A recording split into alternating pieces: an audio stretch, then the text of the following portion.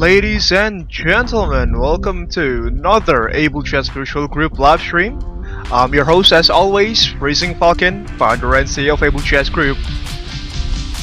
Like we promised on Friday that we'll be conducting another live stream this week, which fortunately I have the free time to do so.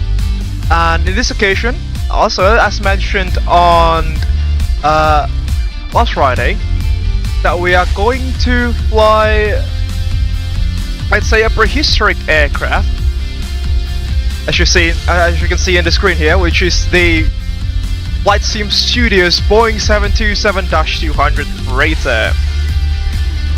It is a tri-jet. It still has 3 Pratt & Whitney JT8D-9 low bypass turbofan engines, and guess what? It is still operated by 3 crews, which should make things more interesting. Before we start the flight this evening, I hope that you are all doing well wherever you are in the world. Especially to my colleagues there in the UK, which I heard there's a storm coming in towards the country or some sort of. Stay safe and hope to hear from you guys in the UK there. And here's our aircraft.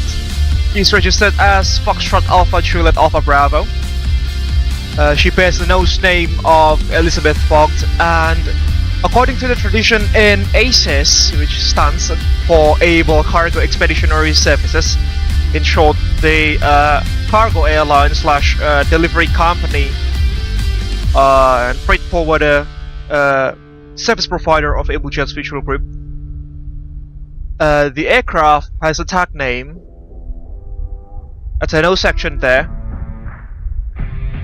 as Sky Legend, because obviously this aircraft type was a legend during its times, from the 1960s all the way to the 1980s, before the larger Boeing 757 superseded the aircraft type.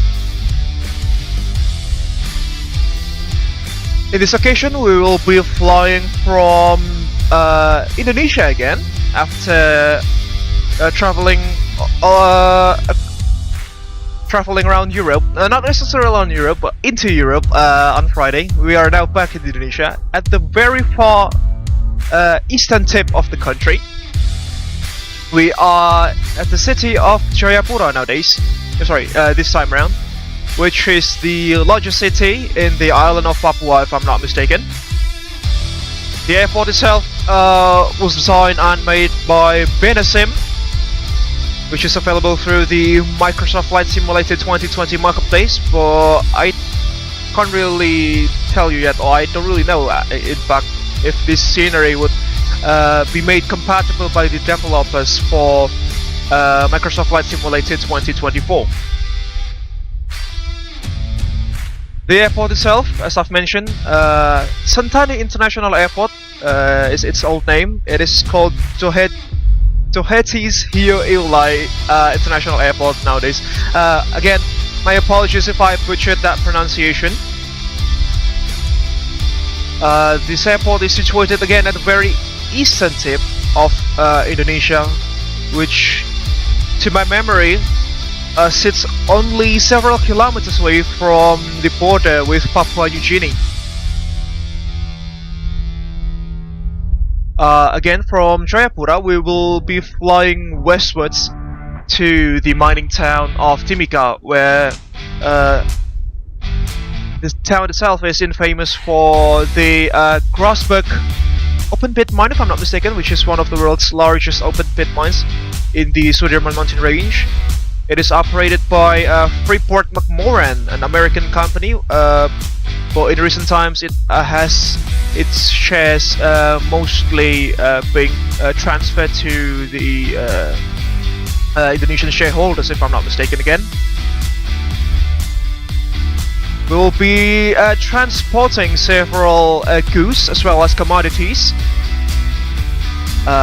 including tar and asphalt as fun fact, because those are 2 rare commodities, and they are oftentimes air transported or airlifted towards a particular destination in Papua. Some other common commodities that are usually transferred here and there around the island include cattle as well as swine. Yes, live swine, which are, you know,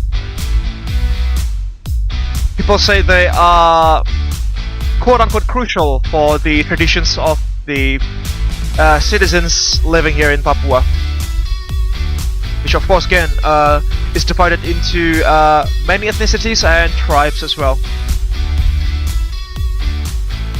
Again, looking at this aircraft, it's magnificent, isn't she? It's not every day that we can fly tri-jets like this, and especially noting that her cockpit and her flight deck is still equipped with analog gauges, which should make things more complicated or quote-unquote make life a bit harder for us. But hey, that's the challenge for us this evening. And that mountain you can see there in the background is the Sudirman Mountain Range, which shields the city of Jayapura and Sentani International Airport from the Pacific Ocean. And this is the overall general layout of the airport. There's a Lion Air 737-800 there, the distance in the passenger terminal. Quite far in the distance because we are currently parked at the cargo ramps. The airport has a single runway, designated runway 12/30 if I'm not mistaken. Again, it's just based on my memory. I'll have to check on the Navigraph charts shortly just to cancel that.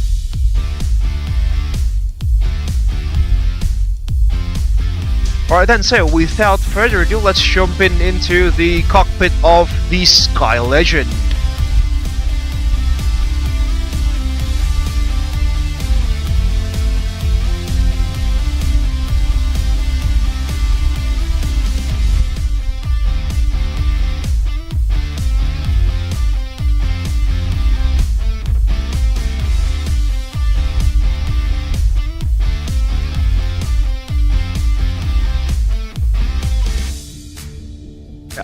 Here we are. As you can see, ladies and gentlemen, she's cold and dark, and goodness gracious, everything is steam gauge here, and it's still a 3 crew aircraft there, as you can see. So we got May as the captain, and an invisible first officer, as well as an invisible flight engineer this occasion. This should make things pretty interesting.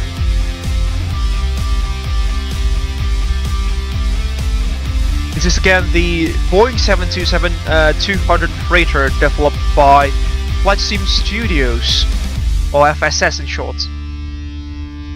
I've done some test sectors with this aircraft, trying to familiarize myself with the steam gauges and the analog cockpit there. Not necessarily the flight engineering station there yet, because for this position there will be an automated or slash quote-unquote AI powered flight engineers crew which will be operating the station, because then again we are single-handedly flying this aircraft and having to move from one position to another here, which is pretty far away, would make things a bit more complicated. But again, those are some challenges that people, you know, people are excited for at times. Is the general cockpit layout. The nose section is pretty not pretty similar, but exactly the same as the 737 and the 707, because they share the cockpit nose section is called the section 7 or something. So it had some numbers there. It's basically the whole nose section of the fuselage of the aircraft, which is identical to the 707 and the 737. Let's just open the windows here for a bit to get some fresh air in, considering that we are in Papua, which is at oftentimes really hot. Alright, so without further ado, enough of me rambling, let's power up this aircraft, shall we? Okay, let's see if I can still remember. So, oh, we don't have the external power connected, so we'll just cancel the quote-unquote EFB, but in a clipboard form, which is pretty neat here. Pretty interesting concept by FSS. The ground power is connected. There we have ground power. We have the GPU connected to the aircraft, and then we'll power her up.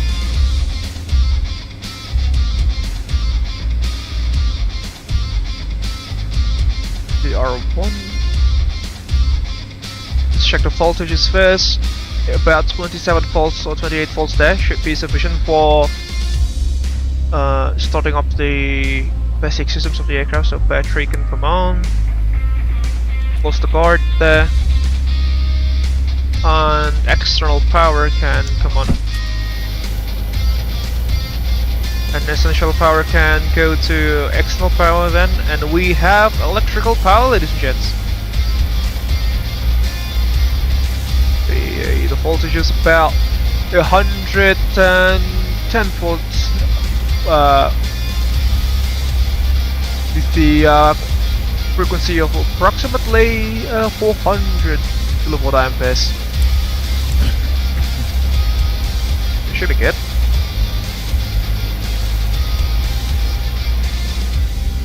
We'll power up the radio systems of the aircraft here through these two master switches. And check the other CBs to make sure they are in.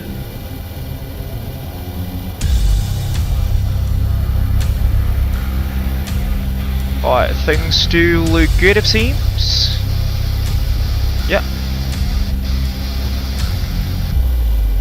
Let's put the main frequency here to 122.8 to Unicom, and this standby one to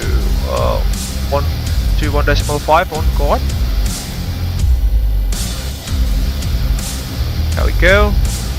Looks good.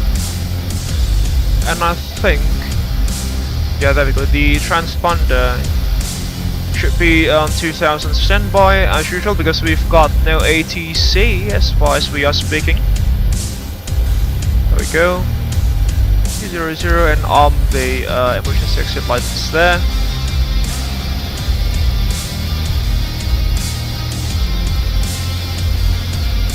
Pretty neat. Alright, just to make our lives a bit easier this evening, unfortunately I won't be using the CFAR INS system, which is pretty complicated and fun to use, but again, I'm not trying to you know, fool myself on stream trying to figure some the stuff out in the CFAR INS, because it's at times it could get very complicated, especially in procedures which have many waypoints and altitude as well as speed restrictions. Those could be frustrating at times, so we'll just use the GTN 750XI here to make life much easier. Set the nav to GPS there because we have this GPS module, and we'll do the pre-flight checks here with the quote-unquote clipboard, but it is essentially an EFB. There we go, imported SIM pre-flight plan. Alright, so let's load the freight to the aircraft as well as the fuel. Fill out the flight plans, resume brief. Gonna piece that there is again already an update for GSX Pro, so we'll have to look into that after this flight. The request refueling.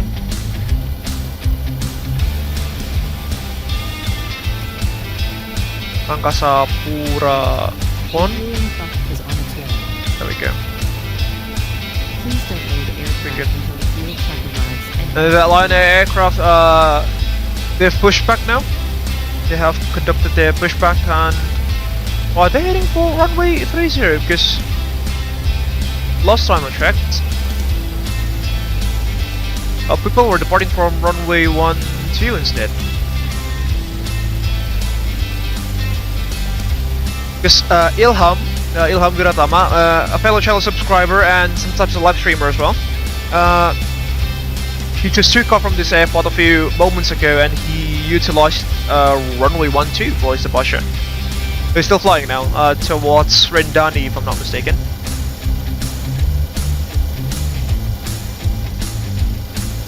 Alright.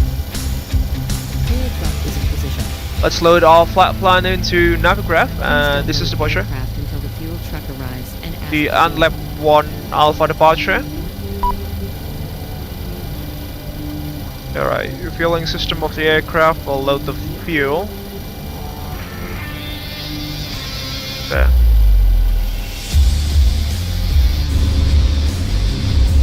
Let's see if the fuel is really being loaded to this aircraft, because to my memory, this aircraft has GSX integration, which it does, see? The GSX panel is saying so, and the aircraft is being refueled. But again, it should have not been RBP, it should have been Pertamina, the state-owned fuel service provider here. Alright, and on a side note, I think we can also start the loading process of this aircraft, considering that there are no passengers on board. And this is this iPhone here is the crew manager, which basically enables the position of the flight engineer and the first officer to be controlled by AI. So if I set up, if I click the pre-flight check procedure here, the first officer as well as the flight engineer will do their pre-flight procedures there. They are testing the fire panels there, should have been there. As well as here, at the nose section. And testing out some of the controls in the flight engineer station there for the FE. And the first officer is quote unquote doing the same job. We've also got the normal checklist here on the dashboard of the aircraft. But before start, both for pilots and the flight engineer as well, which is pretty neat. I'll try to put some lighting to the cockpit because it's a dark cockpit, if I were to be honest with you. Oh, overhead panels, control stands, control panel. There goes the APU.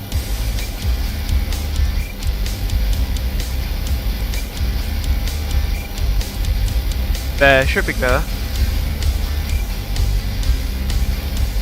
Let's request loading with GSX, shall we? Loading requested.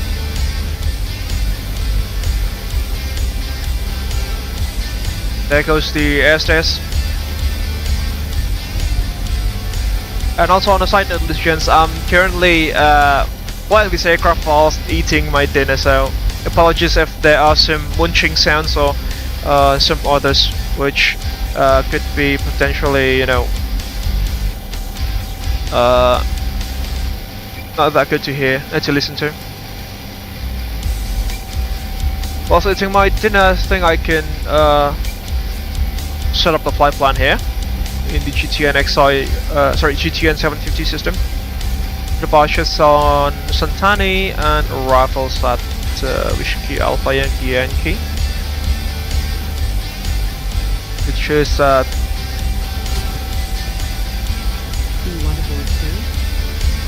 Blue bus is coming.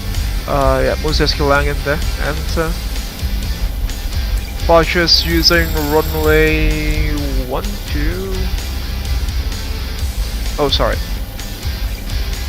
And left 1 Alpha departure.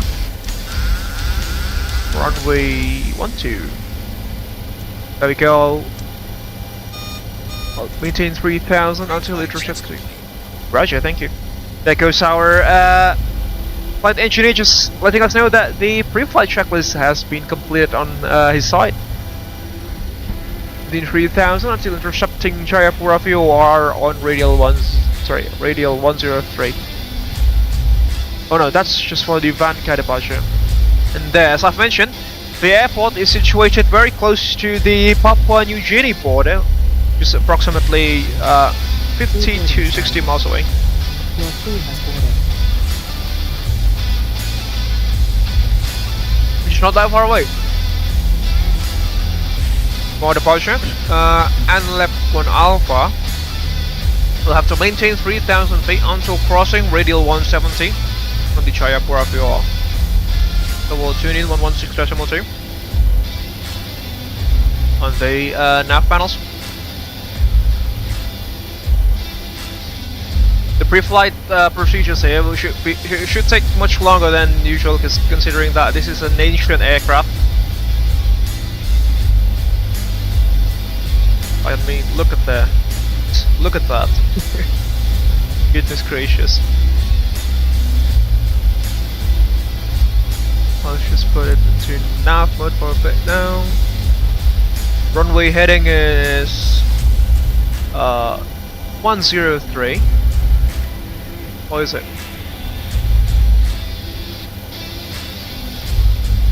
One two four is the runway heading. I will try to put the RDME approach then. Just have to see. Or if not, we'll try to do a visual approach into Timika. Should have the departure and arrival procedures for both of these airports are scenic, ladies and gents. They have some absolutely stunning views on departure.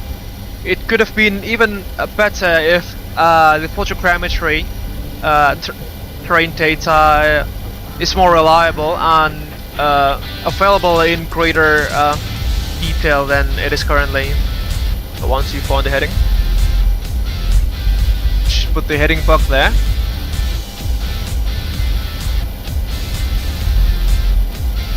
Approximately there. The course radial. What's radial again? The interception radial.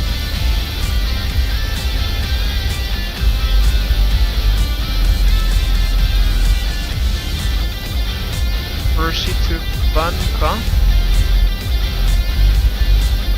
And left, sorry. Radial 170. Oh no, radial 237 is the interception point, so put the course to 237.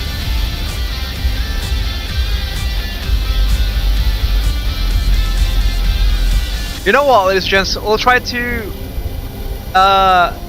depart from Jayapura manually as long as there's no ATC, and we'll just engage the GPS systems once we are airborne and have passed the interception point there. Should make things more interesting, you know. So on the right hand side, set the heading fog as well. Oh, it can't be set. Range. Alright, so the interception course is 170, radial 170. Set that up for the first altitude restrictions. There we go, and then we'll put up 3000 here. And left 1 Alpha departure, runway 12 with no transition. Let's load that in. And then after ANLAB, can we actually see our flight plan here? I don't think we can.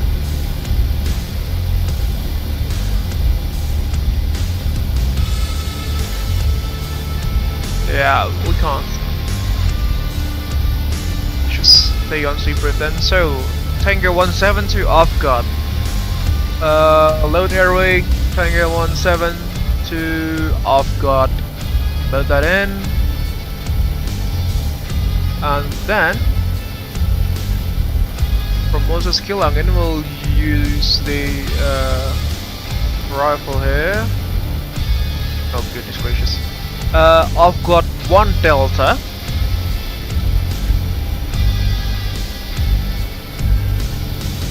No, I've got 1 Delta there. To runway 30. Load that in. And then for the procedure, the approach procedure, we'll use VOR 30 there. Positions, L knob, and load. There, should be good. Should be good.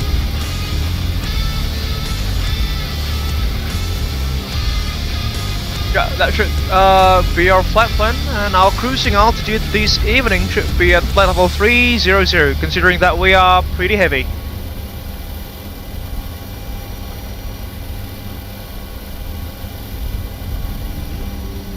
It appears that the Lion Air aircraft, they've changed the runway to runway 12, also like the other traffics that a few moments ago.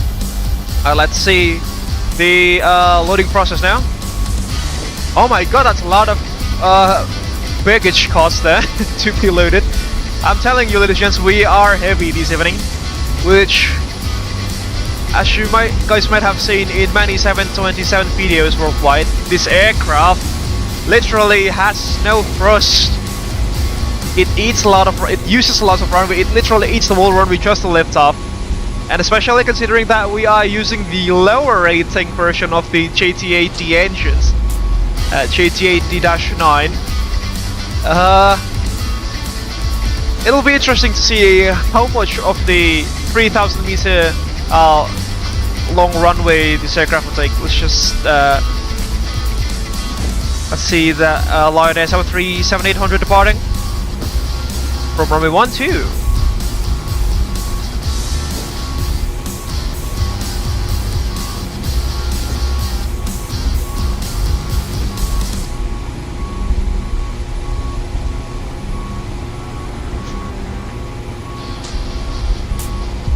And up they go.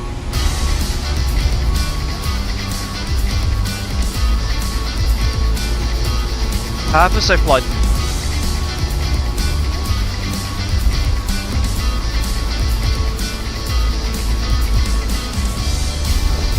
Alright, back to the mighty 727 we go.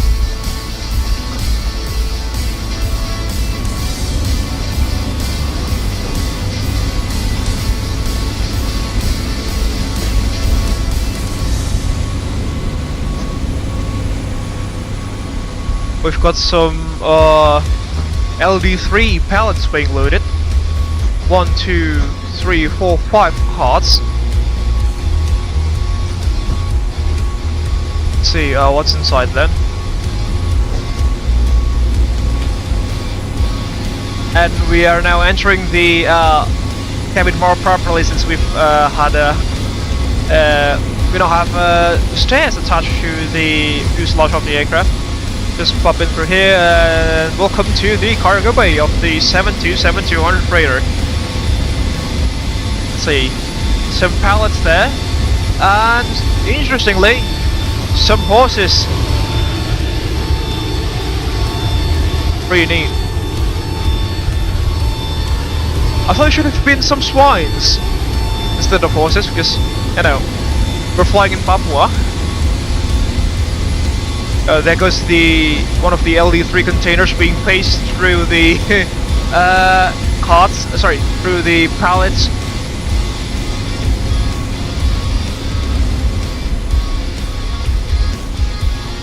Beautiful aircraft.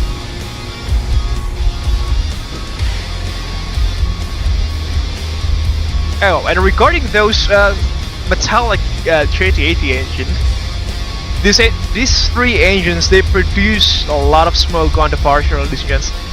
I've tried several test sectors, as I mentioned, and my goodness gracious, environmental agencies around the world would have banished this aircraft from flying if they ever see one.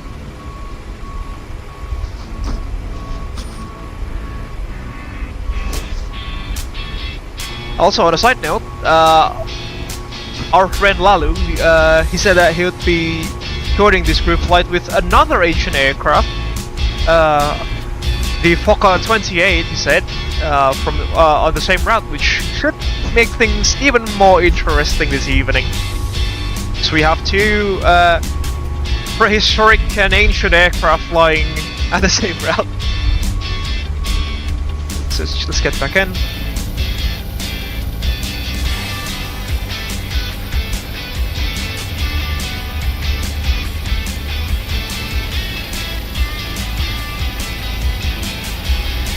Map. Be good traffic. Okay, we'll leave that for later. Weather.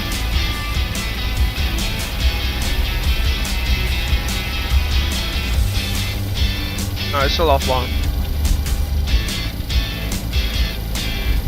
Utility.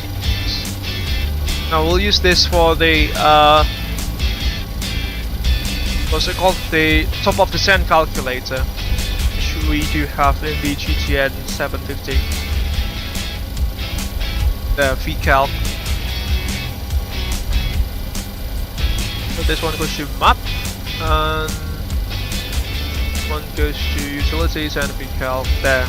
We'll leave that for later and get back into our whipboard here. Right. Conditions at Jayapura. Orbits 12, flaps 12 as usual. QNH is 2977. This aircraft still uses the inches of mercury as the default settings for the altimeter, although it is capable of receiving millibars / HPA for the barometric pressure. So much. Yeah, it should be somewhere around there. Here goes one.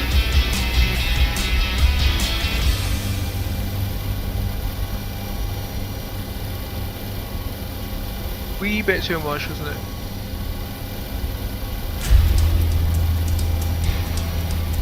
Yeah, there goes two. And three here. Set. What's the field elevation again?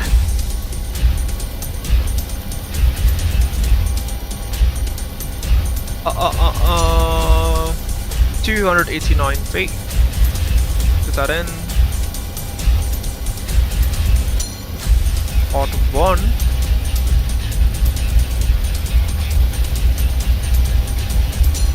Two. And 3.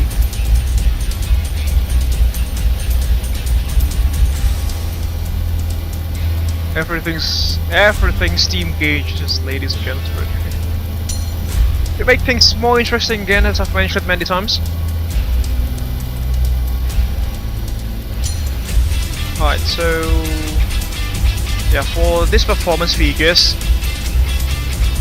we'll have to use full takeoff EPR there to EPR, and one at 94.58%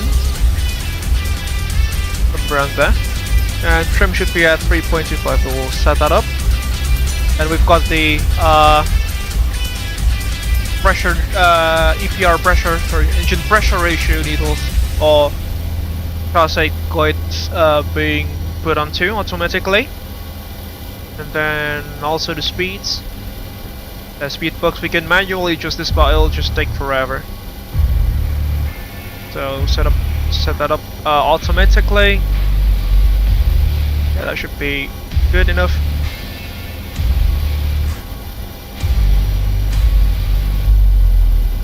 See.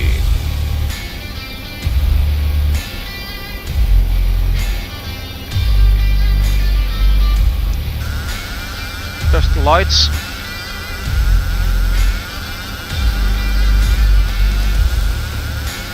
Pretty good.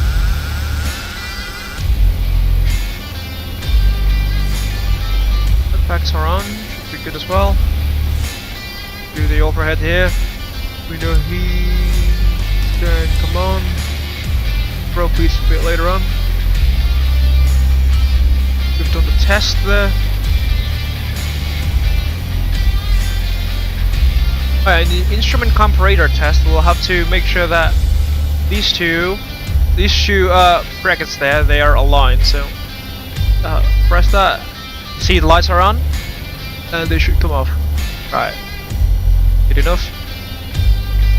Switch of nav and compass on both auto brakes. We'll leave it to disarm, and we'll switch that to RTO when we have power on from the engines. Did signatures on, engine start switches are guarded. Microphone monitoring is on. No smoking can come on. Belts can come on as well.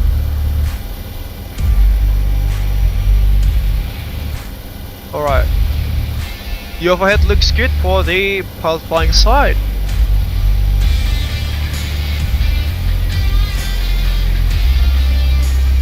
Alright.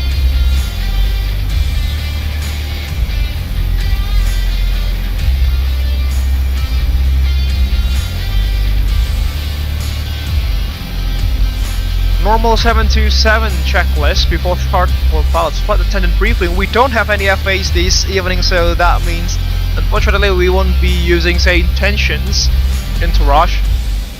I mean, we should have had a load master, but as far as we are speaking, the load master is yet to be available. It is currently still in development.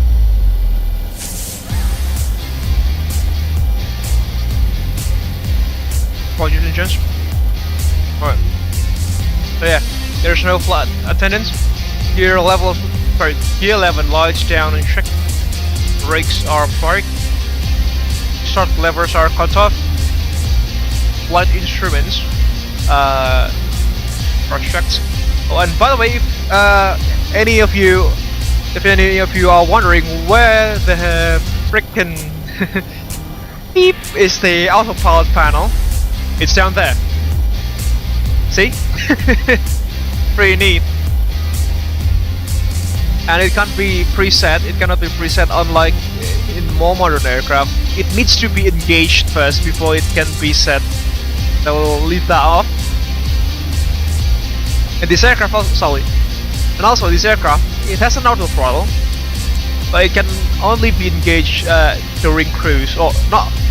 Can only be engaged. Right? It is only permitted to be engaged during the cruise phase. Again, some old stuff there.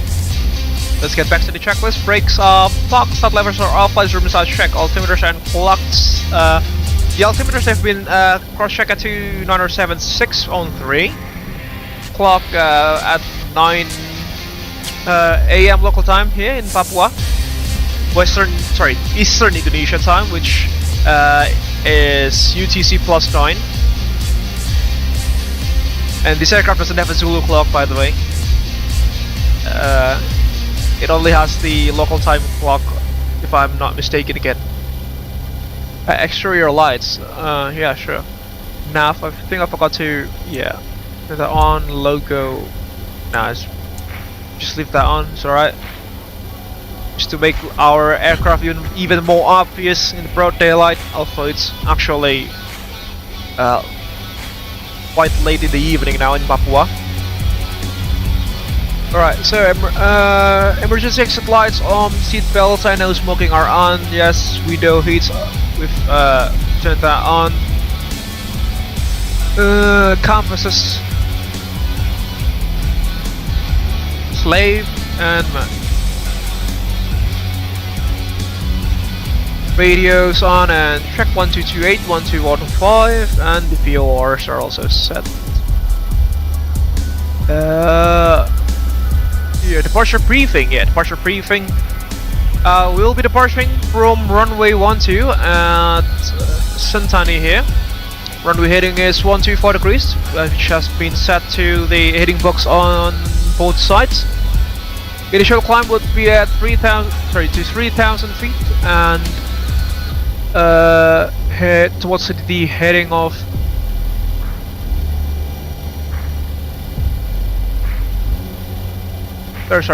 maintain runway heading until 6 miles on the Jayapura VOR, then right turn heading 266 whilst maintaining 3,000 feet until crossing Jayapura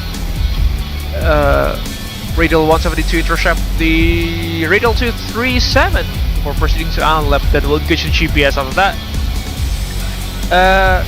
Threats for this morning would be terrain. As you can see, there are many mountainous features around the airport. As you can see, both visually and through the shots there,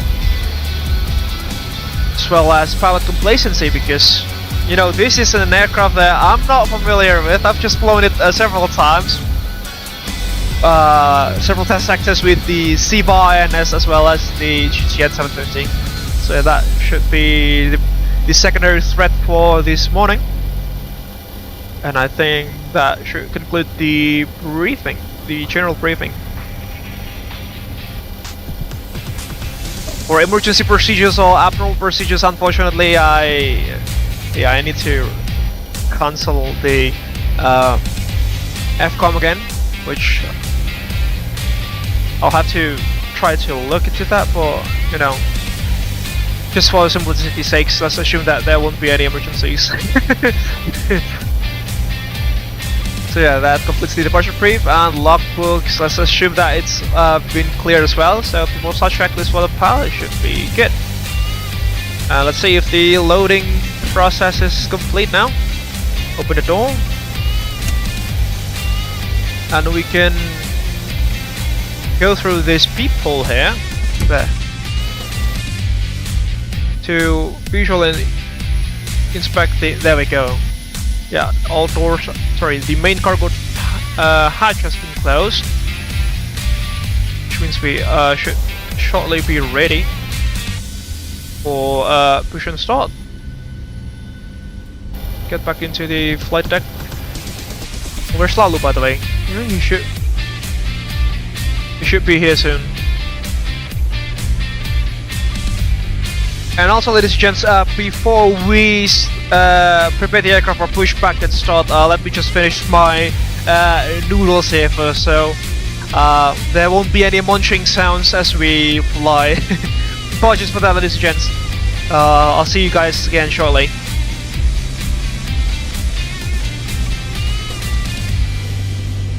Just put the camera here, or towards the mountain, I suppose, which is pretty scenic, as I've mentioned earlier.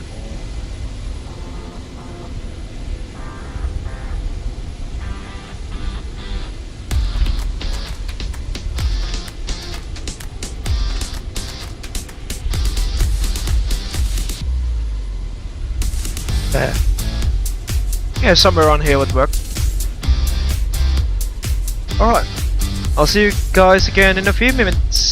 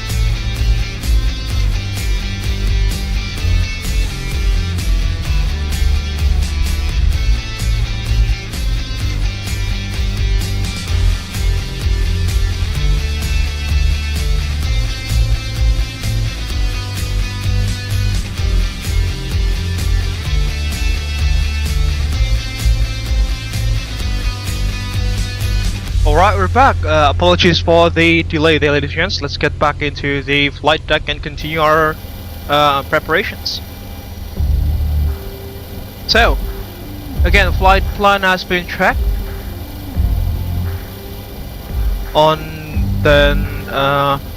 We'll consult the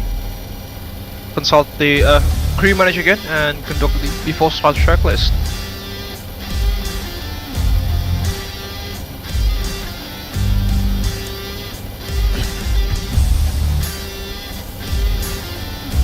There goes the flight engineer doing his job. Testing the stall warning systems there. On top.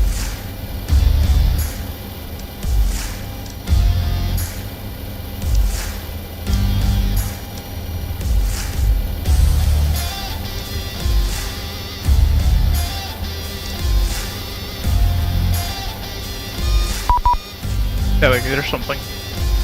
Or someone. Oh my goodness, Lalu's here. Yeah, he said that he's on my left side. Let's see, where is he? Good description. I thought he was going to fly a Fokker 28. Very interesting, but there goes Lalu.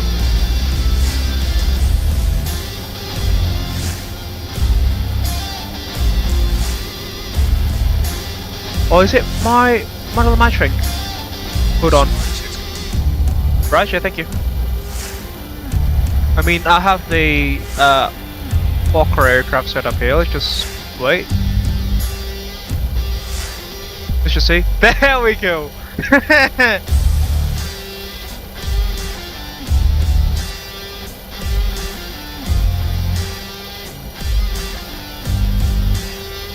Yeah, there we go.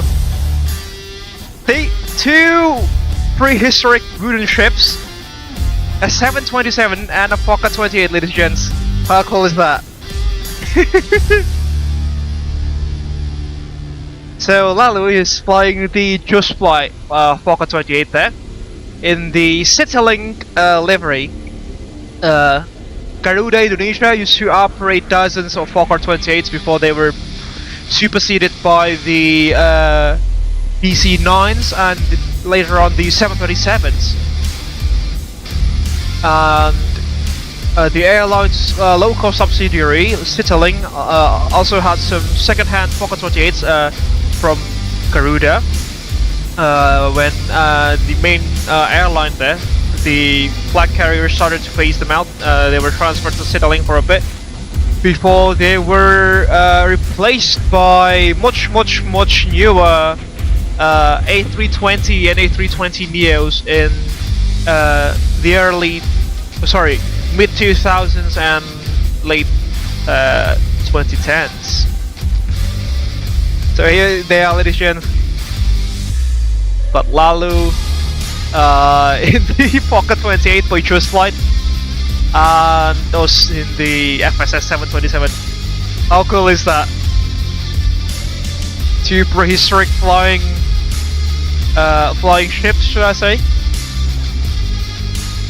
And both of them are in a detailed configuration, interestingly. One's a twin jet and the other one's a tri-jet. But a stronger point in the Fokker here is that it's a two-crew aircraft, it's two-man aircraft, which could make life a bit easier for Lalu. Assuming that we don't have the crew manager. But we can cheat a bit, can't we?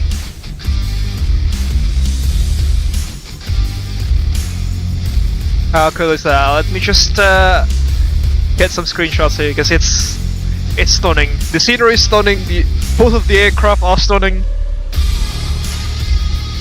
I mean, it's quite a rare occasion, isn't it? See if I can get a good view from here.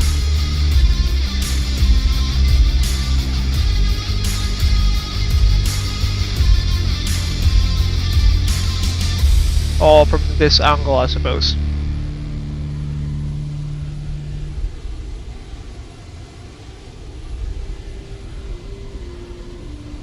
I want to include the mountain here, so it's just just move to the left a bit here. Try to include the Sudirman Mountain Range in the background there.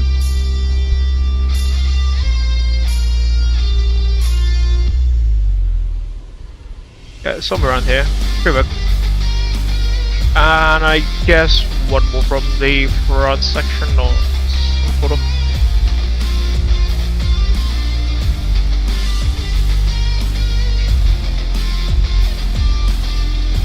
If you can see the size difference that is just between the two aircraft.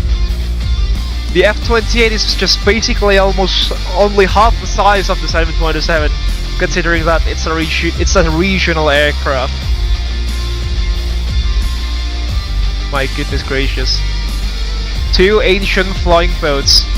Oh. Flying. How to say?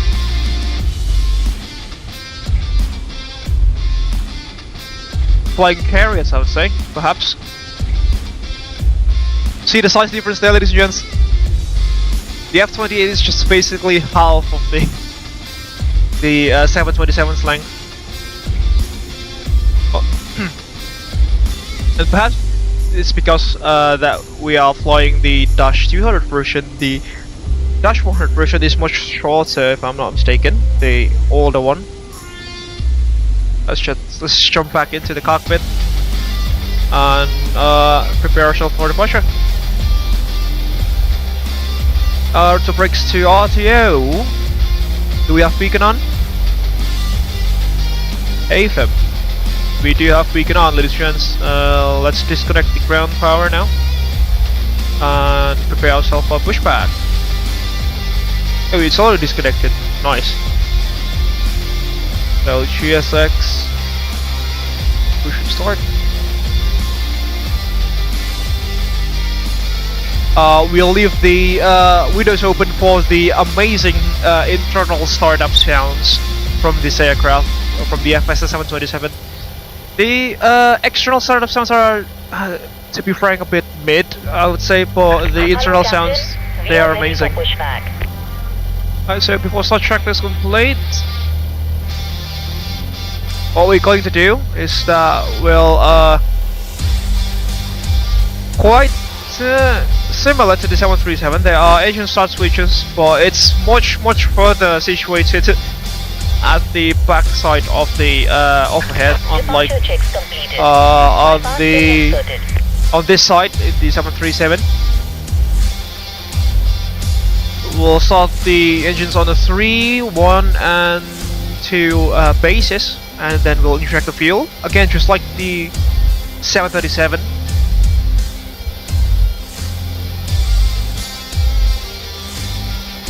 And sorry, the ignition point or the fuel injection point should be somewhere around 20% and 2 for number 1 and number 3 engines. The number 2 engine is a bit higher at around 25%, if I'm not mistaken again.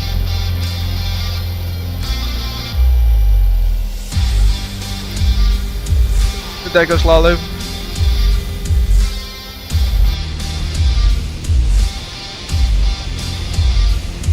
It should be a short taxi for us, just to the runway 12, which is very close. Alright, let's go. I will pause the music just to listen to the magnificent JT-8Ds coming to life. There we go. And I will not play the safety briefing video again because we are a cargo aircraft. We don't have any passengers behind. Alright, so airport shots. Let's announce on the VATSIM frequency, the Unicom. Alright.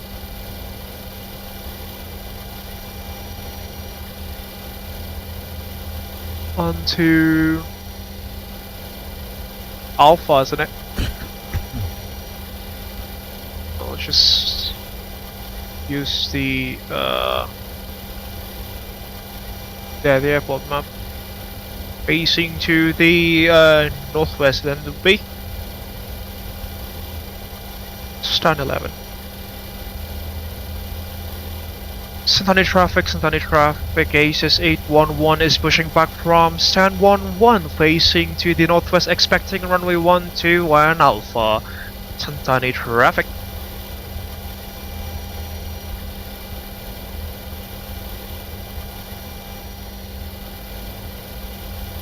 Alright, just making sure that the radio panels are on. Because if these master switches are off, and these ones too, we won't be able to transmit nor receive anything through the aircraft's radios. And so that's cleared. We can start our pushback now. Goes to the left. Release parking brakes, please. Parking brakes are released. Commencing push. All engines clear. Start at will. Right, let's see if there is any red lines. If there are any red lines here, like in other parts of the country. Yeah, there we go. And where are we going now? Where are we moving forwards? And backwards again. Okay. GSX doing GSX thing. There goes the red line. Let's start engine number 3, shall we? Starting engine number 3. And let's assume that we can also start at burnout. That goes to ground.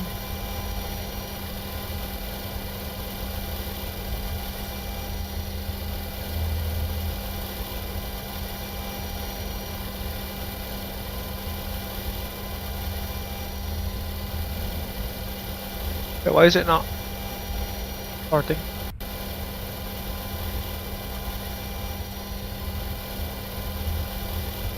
Interesting.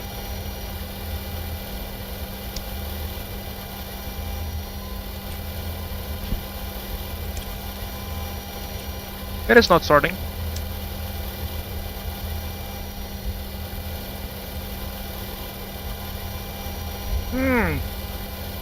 Please set parking brakes. Interesting.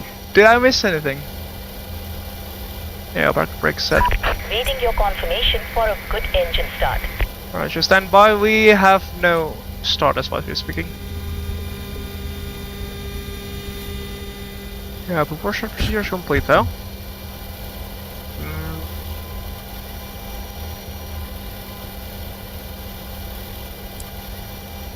Yeah, boost pump should be on this one's too.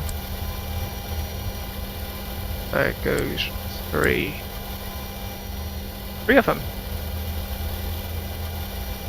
Yeah.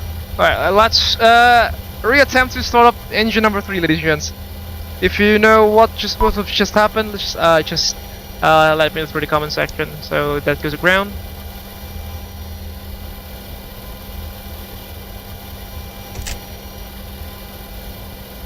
And there we have rotation on the N2.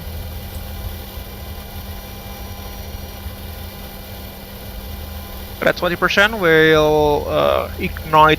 Oh, sorry, we'll put fuel into the number 3 engine there. And ignition. Listen to those magnificent sounds, ladies and gents.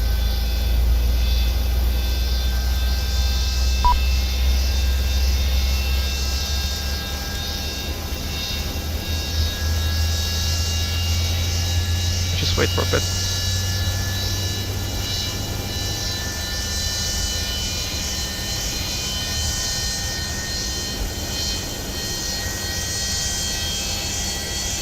Oil pressure lights off. Fuel is rising.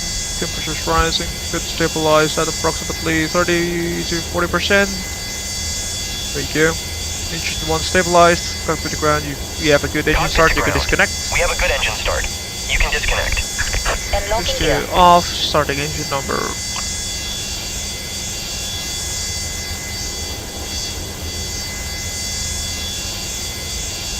N2 is rising.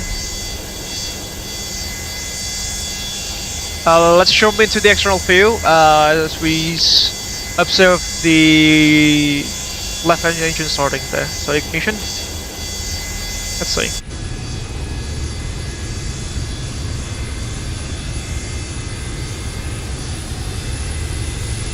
And as I've mentioned previously, the sounds are a bit mid on the external side of you, but they are outstandingly action-packed and, you know, Tow truck disconnected. Bypass been removed. sounds like music to my ears from the Left is clear, right is clear. cockpit view.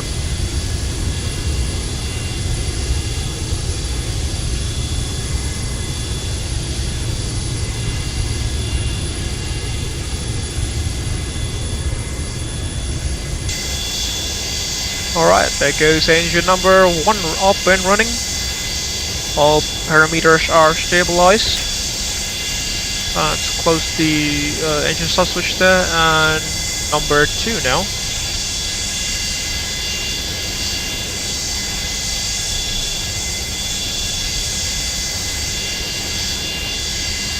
Alright, we have N2 rising.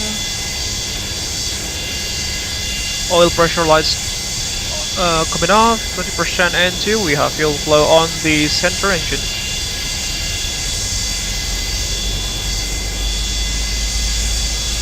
We have ignition. Exhaust temperature is rising.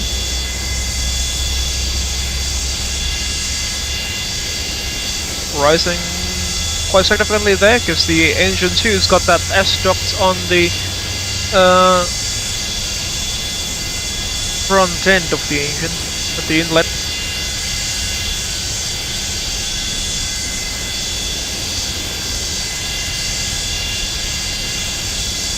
Engine 2 is looking good. Stabilized at approximately 35 to 40%. That is stabilized. Will close and guard the engine start switch on the number 2 engine, and will conduct the after start flow.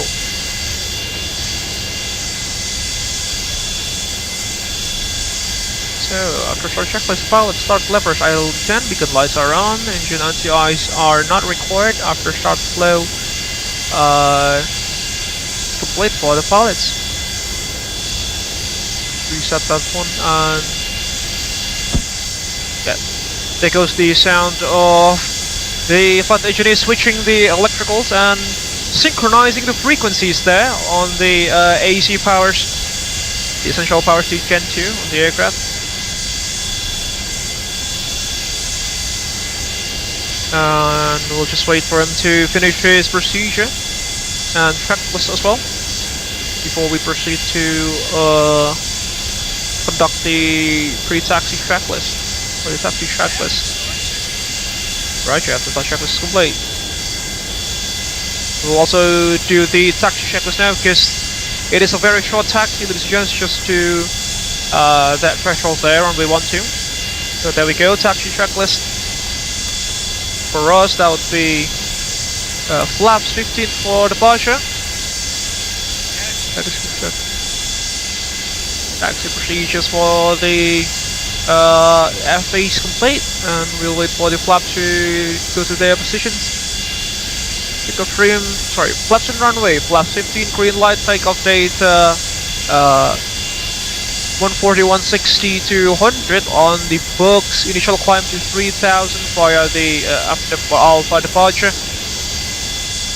EPR at 2, set the airspeed box check.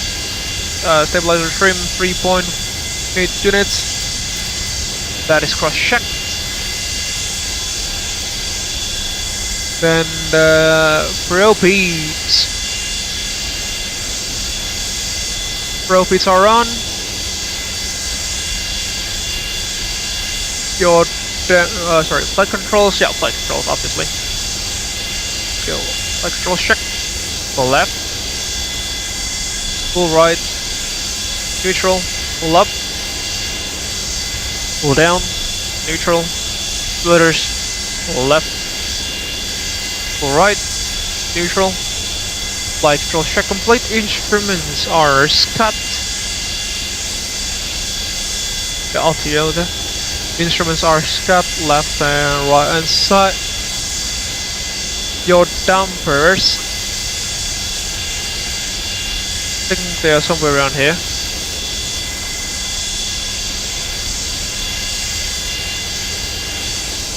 like the 7-3.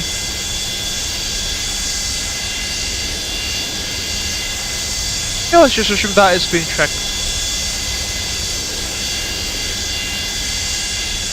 Okay, your temper's checked. Seatbelt and shoulder harness are checked. Taxi checks for parts are complete. And let's start taxiing this aircraft. We'll leave the music off until after departure, just to listen to the magnificent sounds from the JT8D engines. Alright then, so secondary traffic ACS 811 is taxiing to runway 12, holding short on Alpha. Secondary traffic. And safe flight mas lalu.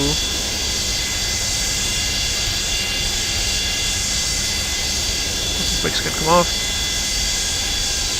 Alright, it's off, and taxi lights and runway turn off lights can come on.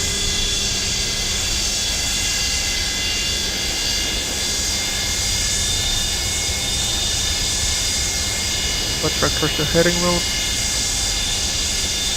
It needs more power.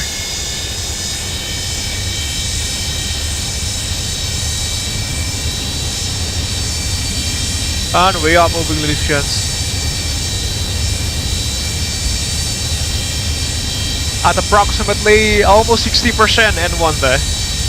That's insane. Selamat terbang Mas Naza. Siap Mas Lalu. There goes Lalu. GPS ku nggak bisa nyala Pak. Waduh, heading bug lagi kah? Manual saja. Roger. And ladies and gents, Lalu's GPS navigation systems, they're dead, so it'll be flying the whole leg, fully utilizing the heading bug mode, which should be interesting for him.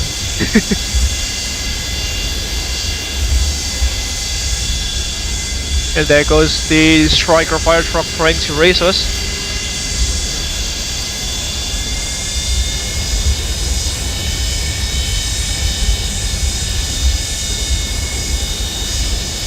That's the passenger terminal on, at Santani.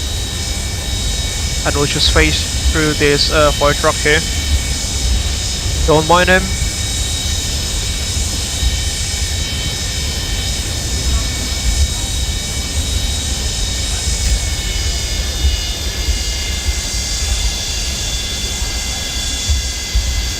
What's it doing? Crazy, man. That's the passenger terminal at Santani.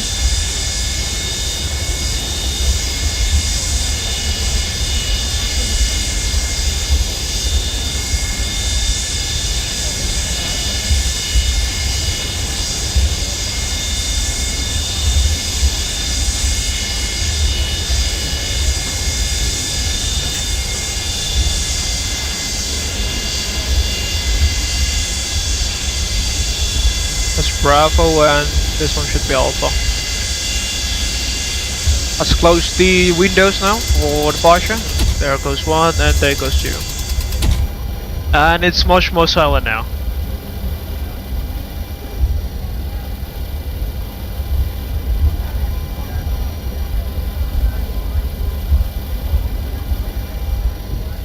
Let's hold short of where we want to. This is Indonesia 10, it goes back, passing to the left. Standard traffic. Holding short of Alpha here. Again, this is a very long aircraft, which means that we have to oversteer it a lot. My goodness. Almost 60% N1 there just to get this thing moving. That's insane.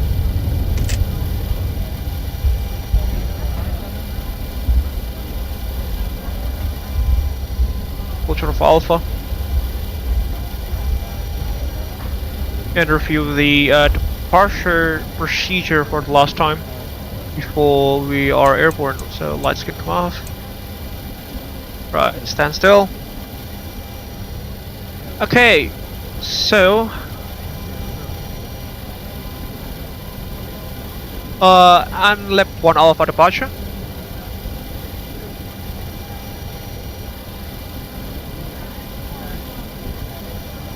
On left 1 alpha departure it is for us this evening. 60 ME from Jayapura, right heading 266. Maintain 3000 until crossing R170. Alright. And at least it's also in the GPS system there.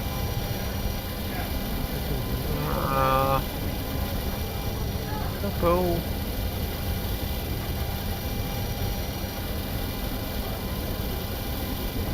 Alright, there we go. Right, let's line up with the runway, shall we?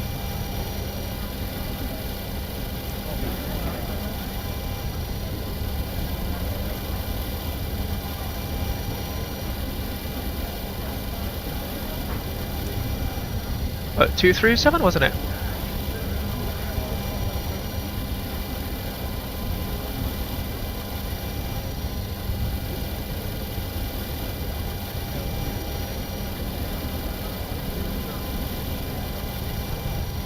Hmm. 266.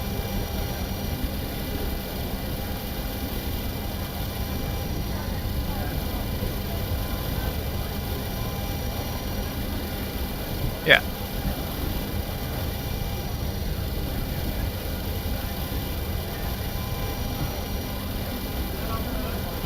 Two, three. Sorry, it should have been 237 instead of 273. Alright, so it's set. Satanic traffic basis 811 is lining up on runway 125 Alpha. Satanic traffic. No. Didn't mean to do that. Oh. Right, there we go. Before takeoff check, let's stand procedure.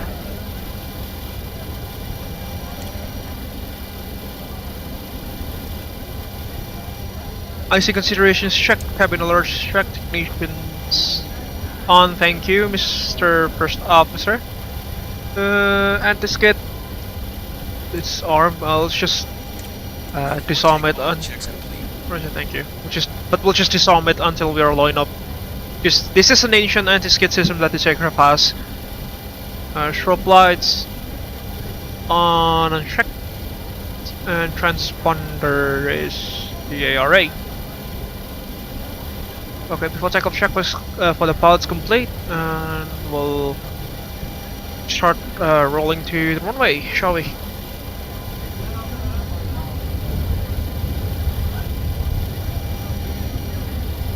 Really needs a lot of power just to taxi this aircraft. Parking brakes off. And again, this means that we are having. There goes Lalo pushing back from his turn, or taxiing already, in fact.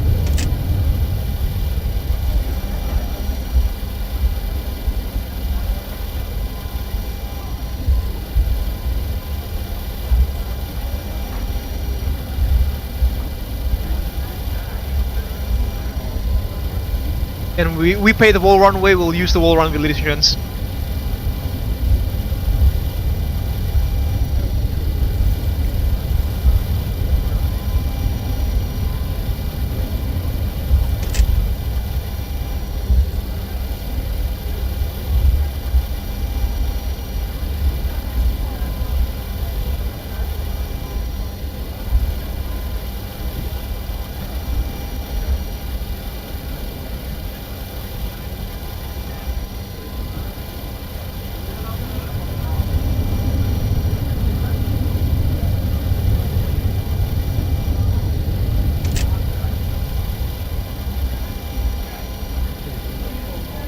We are now lined up with the runway. Oh, come on. Come on, aircraft. Just line up properly.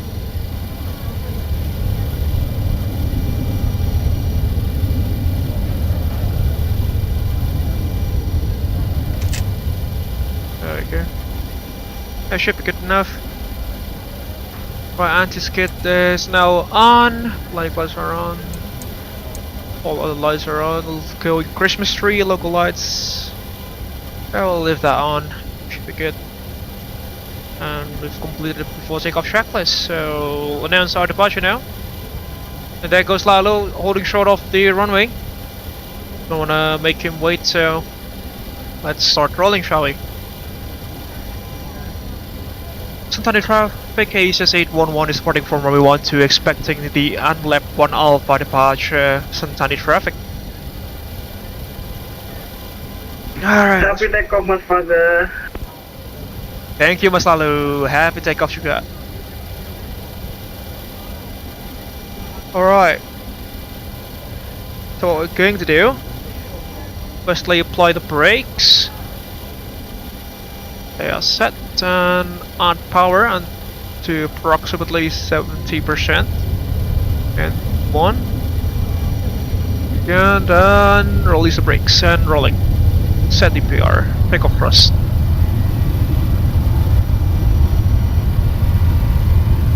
Takeoff thrust set.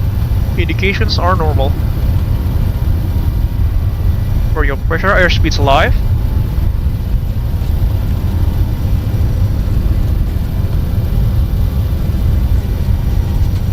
$80 knots checked. Checked.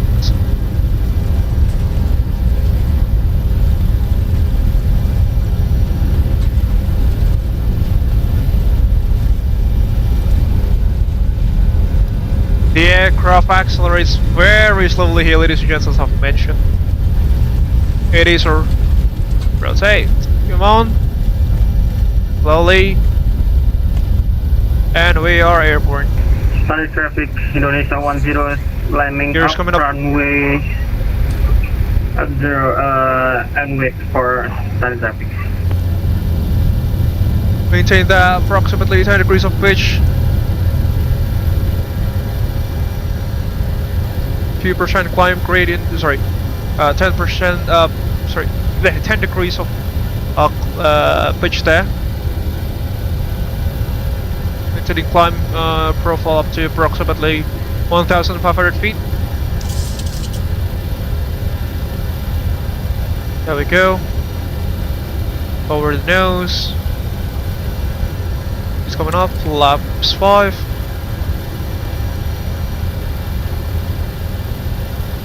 And can we engage the autopilot here?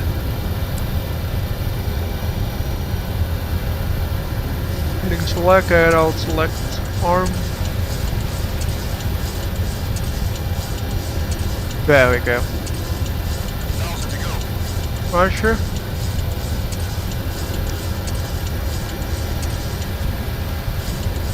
Alright, approximately 6 miles. We'll turn the aircraft now.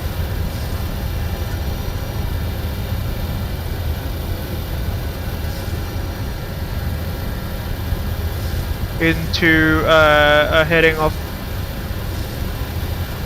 266 degrees. 3,000. Flaps up. 266 on the heading.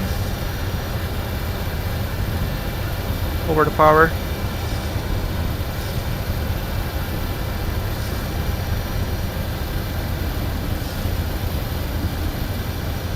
This is fully manual, ladies and gents.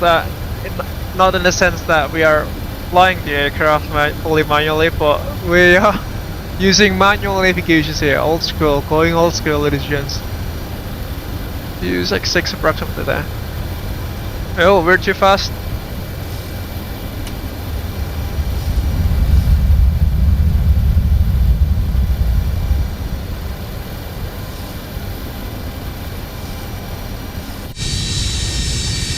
Here we are, ladies and gents. Airborne in the FSS 727. Yeah, let's just maintain 250 knots.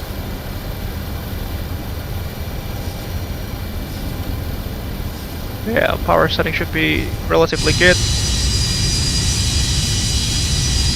Maintaining 3000 until established on the outbound radial of 237 degrees.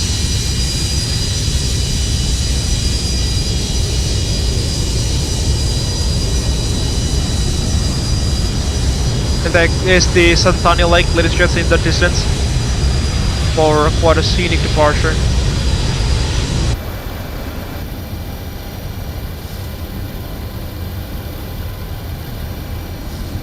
We're maintaining that.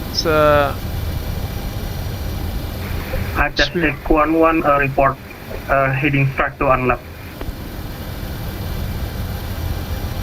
Can you please repeat again? Sorry for ACES 811. I just take 1-1 report when heading straight to unlap. Roger, we'll report when tracking direct to unlap on radial 237 degrees from the Jayapura VOR.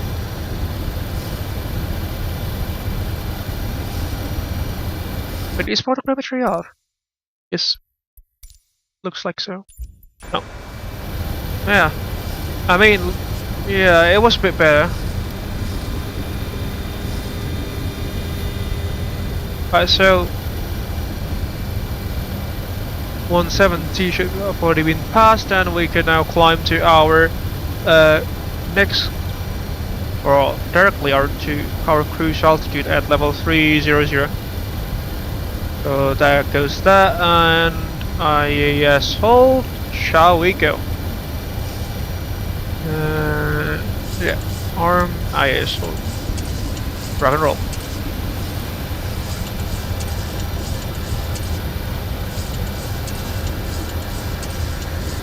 And then the crew manager after takeoff procedure.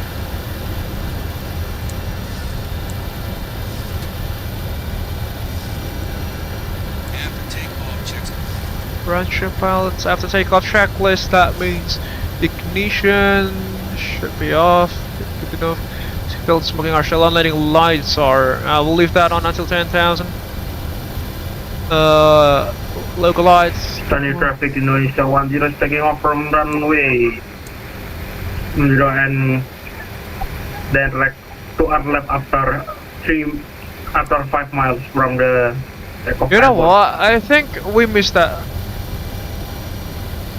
Don't know worry, did we? Oh no, not yet.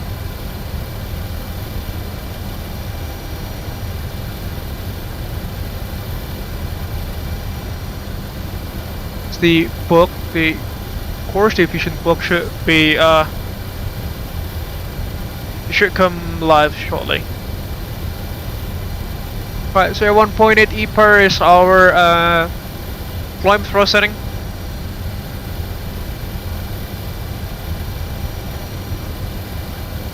There we go. Starting to go live.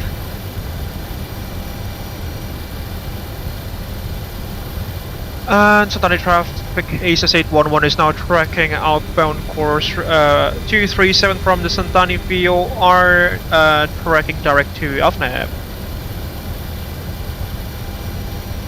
Roger, thank you for the information. Siap, sama-sama mas lalu. Pushing 10,000 there, we can switch all the lights off. Not all the lights off, but the unnecessary lights off, I'll say. Alright, let's intercept the radial there, 237.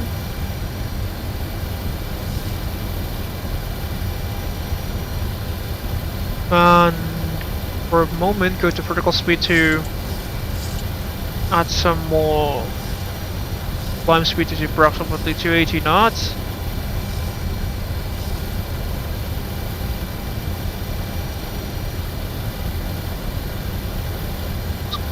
Over the nose a bit. And we can engage the GPS now.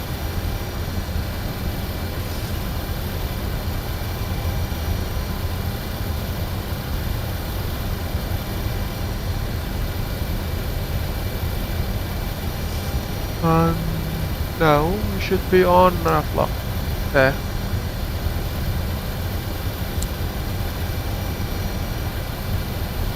ISO.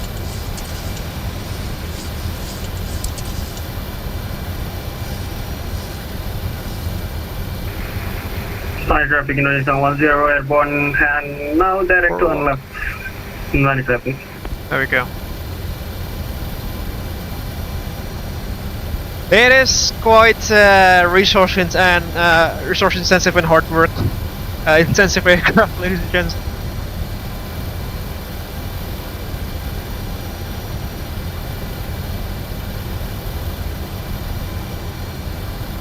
Alright. The transition altitude is at 18,000 feet. We'll wait for that.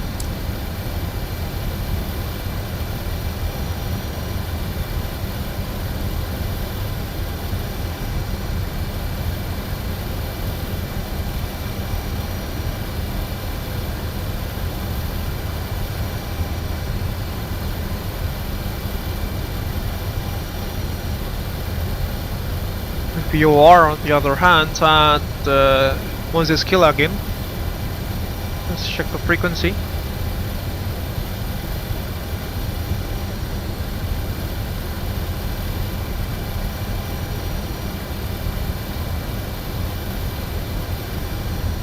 What's going on with navgraph here?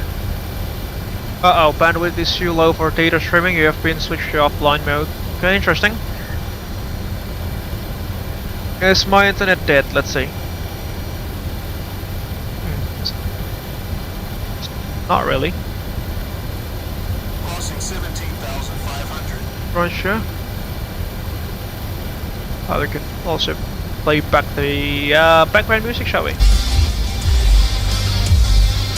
There we go. 18,000, transition set to standard. Pressure 1013 on 03. There goes one.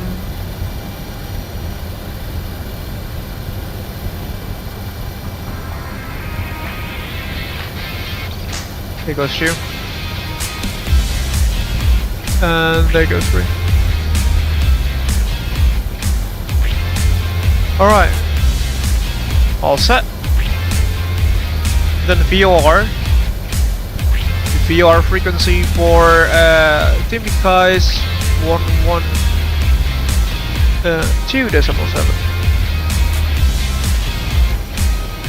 Set up. There.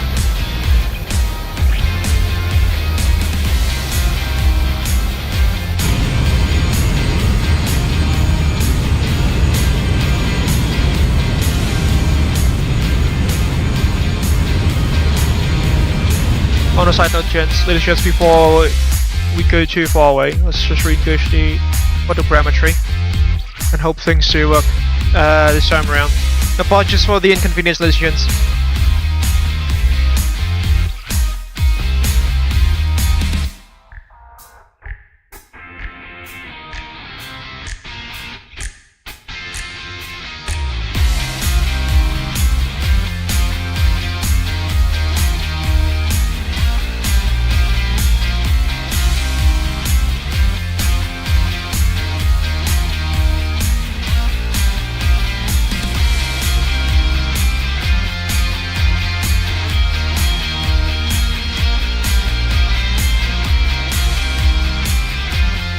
Oh no, yeah, it's just...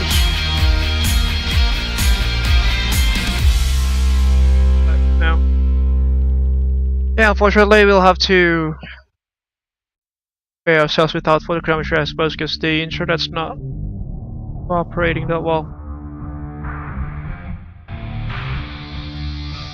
It was okay on Friday, but yeah, it slowed down a bit.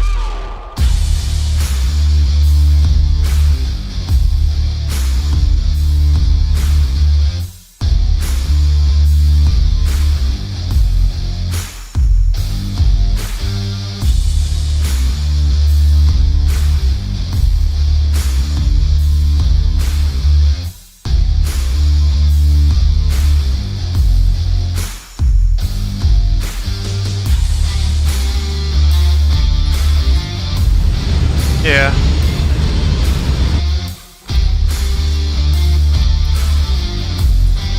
No, we'll try a bit later. There we go.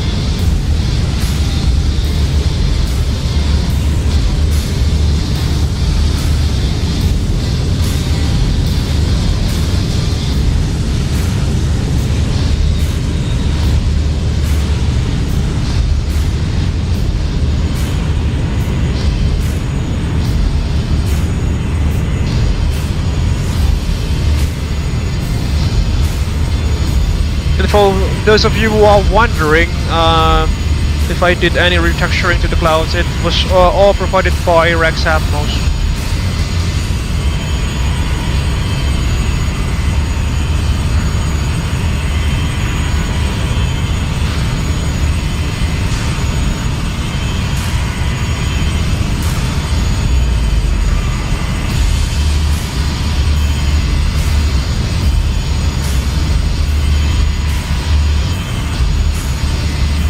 If you can see, ladies and gents, the smoky engines, the three of them.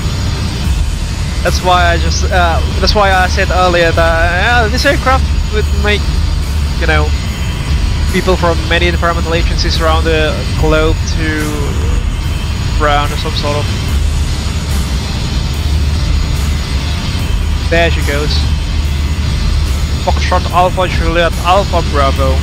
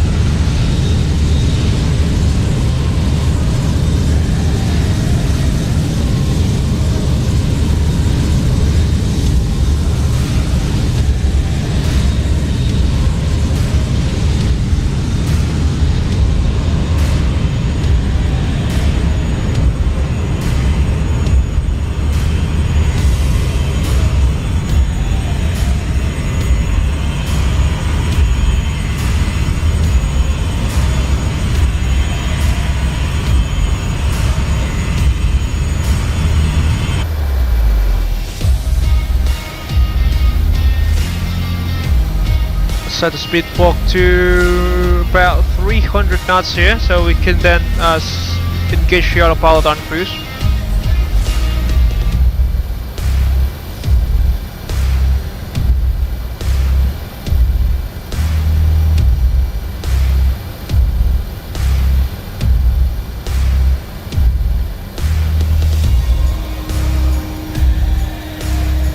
Got more power there.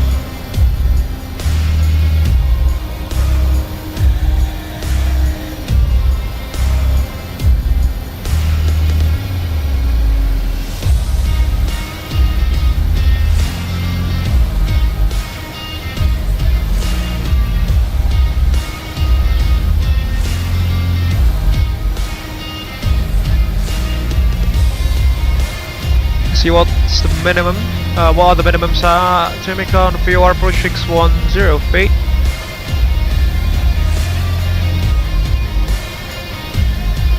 Put that up. 610. 610.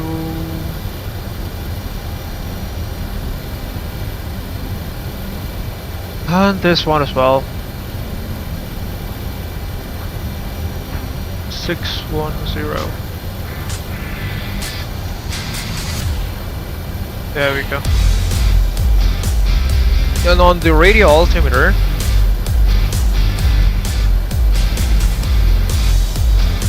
$511.8. Somewhere around there. We can.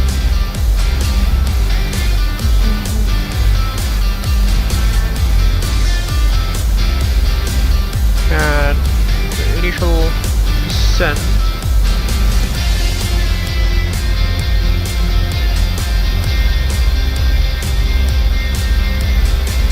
oh god. Yeah, this is a short flight, ladies and gents, so won't take us much time. 220 220 enter 1500.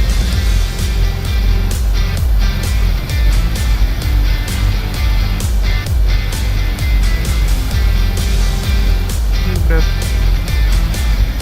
14 minutes to TOD, give or take. 1,000 to go. Roger.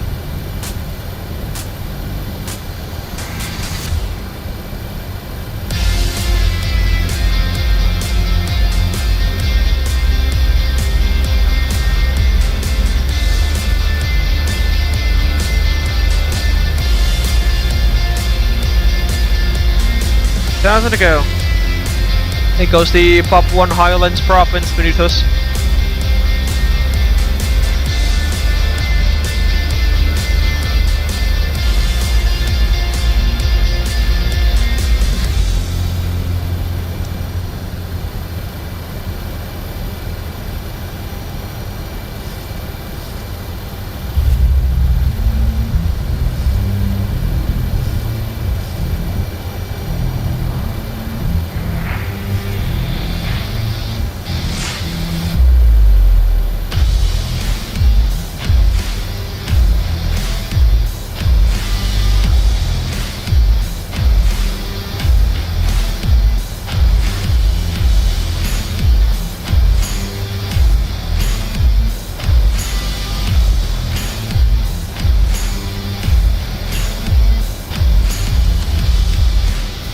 Fire 300 will engage the throttle now. Approximately there.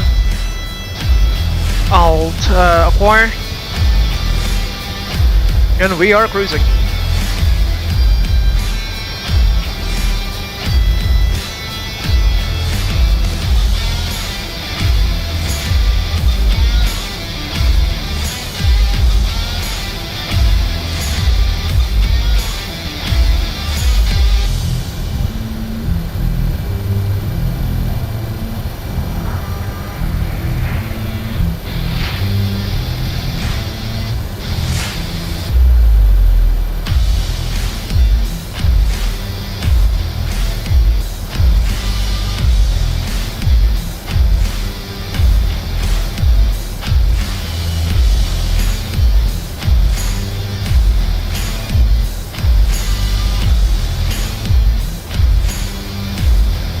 Okay.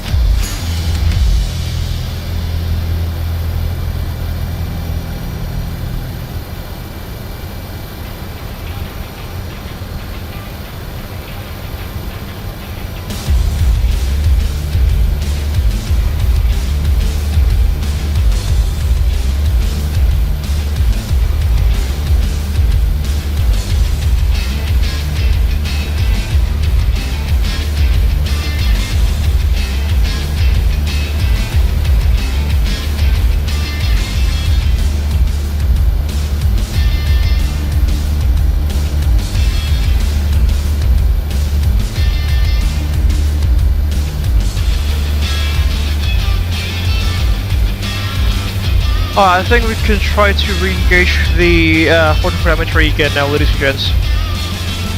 If we result enough, we'll let Lalu know that he might overtake us in, because we will be stopping in mid-air practically to re-engage the photogram of the scenery. Because the scenery on approach, ladies and gents, it will be scenic to say the least. There we go. Well, let's try again. Hope second time's charm. I'll also pause the music just to add more additional bandwidth that'll be available for the simulator to process. Let's wait. And hope for the best. It didn't happen on Friday. Perhaps there's some internet issues here going on at my accommodation, but hopefully it should be solved shortly. So I've also let the ISP know that I've been having some issues here. It's usually reliable, much more reliable than what I had back home, but yeah, it's just not cooperating well this evening. Oh, just valid chance.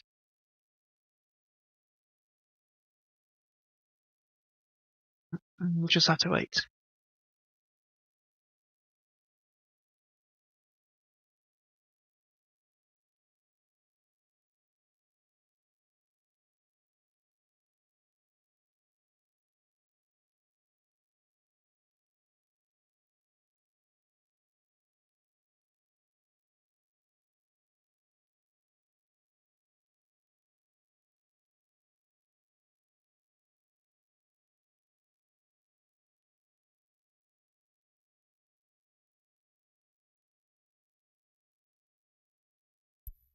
There we go, should be better.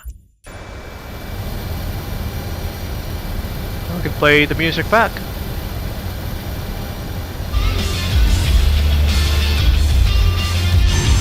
Much better, there we go. As I mentioned earlier. Yeah, this is what I was talking about.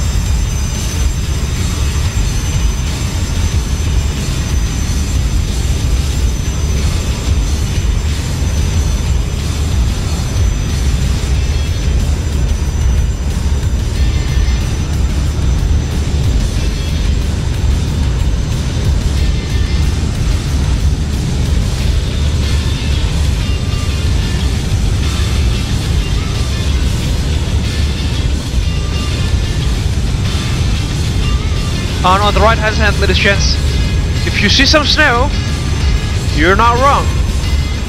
This is the only place that where you can see snow in Indonesia. That is in the Sudirman Mountain Range, and more precisely at the peaks of Jayapura. It's quite hard to climb there. Usually you'd have to go either by helicopters or by using some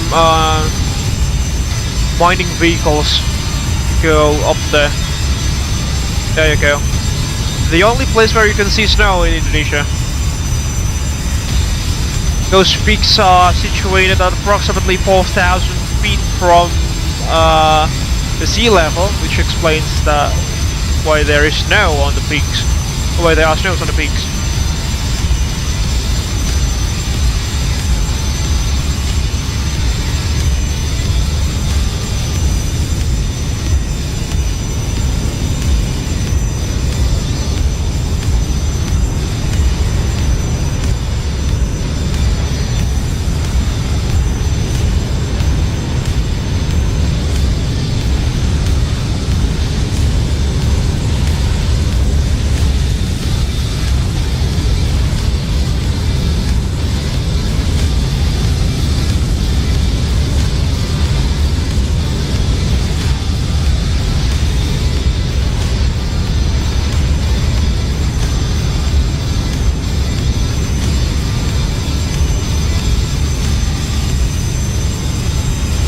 Back, I think we could take some pictures here.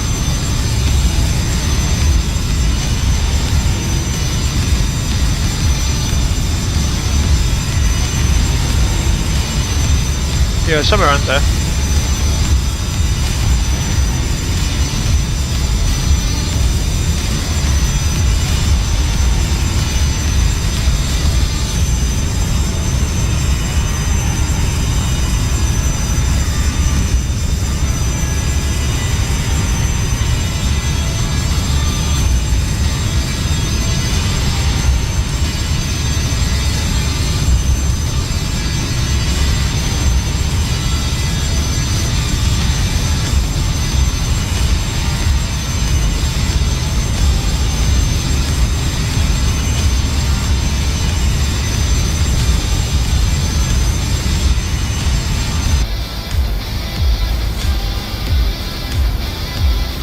How far away till TOD?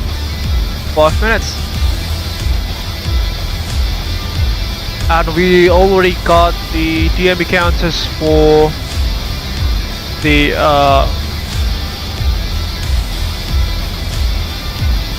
Timika VOR 112.7 it is.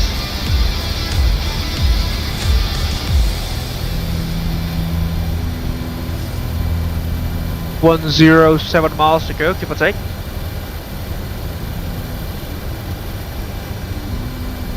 Let's consult the clipboard here. Landing calculations. We'll use full flaps, flaps voltage. LDA. The approach 131, that's pretty low. Yeah, I mean the 727, although it hasn't really got a very some strong engines, but their high lift devices, their flaps are designed to make the aircraft fly much slower at approach, which makes it suitable for improvised airstrip operations. Unlike in the more modern, let's say 73NGs or the Max, which both of them usually have higher approach speeds, such as about 140s to 150 knots, depending on the conditions. But the downside of flying very slow is that the aircraft gets very noisy, and the higher engine settings, which again resulted the noise, the aforementioned noise, it also eats or guzzles fuel much more than if they were to be if the approaches were to be flown at lower speeds.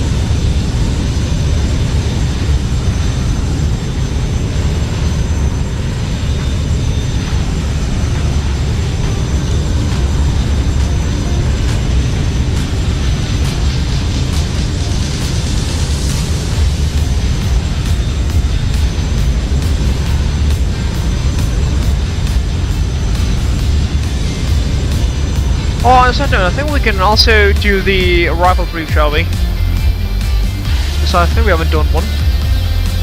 Also, design checklist.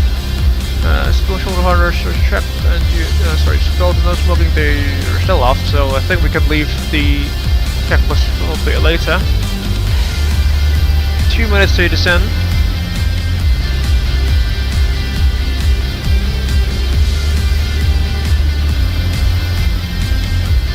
Minutes to top of descent, so yeah, we'll be taking the what's a rifle? I've got 1 Delta rifle into runway 30. There are some altitude restrictions, high terrain on the north side of the airfield. Then we'll conduct the VOR approach to the runway. There are some of the altitude constraints at the DME counters. Minimums at 610 feet to 1000 feet level at at 8.0 nautical miles DME from the Timika VOR, then all the way to touchdown. Do you have any questions, comments, or concerns? No? That completes the brief. 1 minute to TOD. We'll set 220 here.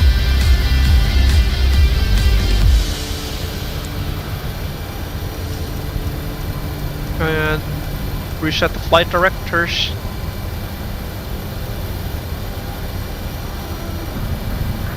About 30 seconds to TOD. Let's disarm the auto throttle. And our initial vertical speed should be approximately 1,500 feet per minute. Down to 220 feet.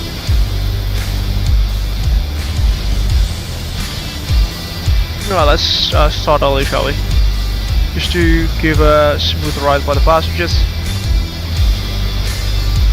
Alt arm, ISO, vertical speed.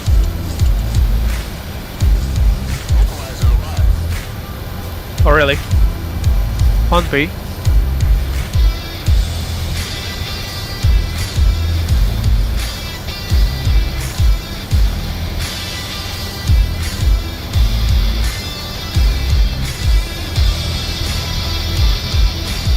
Got the power there. A bit more.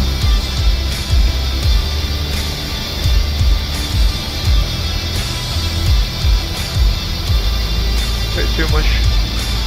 There we go. And we are So we have started our descent, ladies and gents.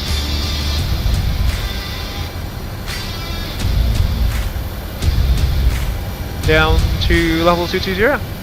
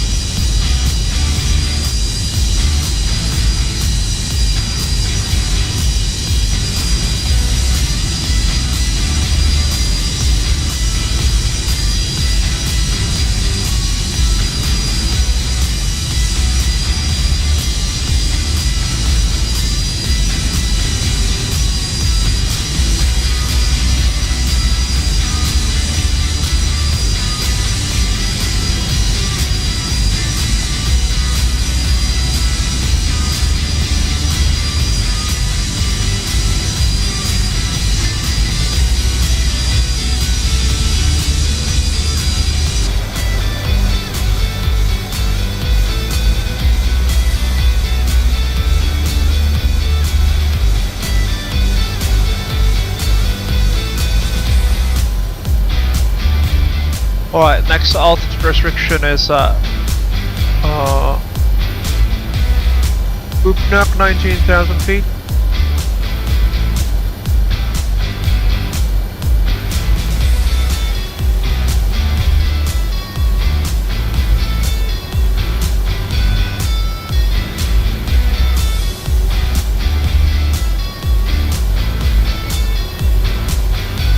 There we go. Transition this level is at level 180 here. And what was the altimeter again at the destination? Really? 292? 291. Interesting.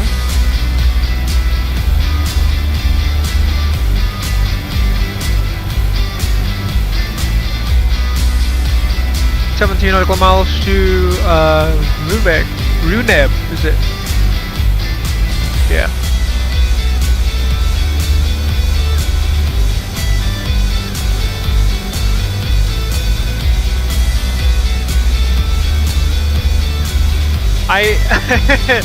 I'm really tempted to try to open the window at this altitude, but I don't want to kill us all, so let's not do that, shall we?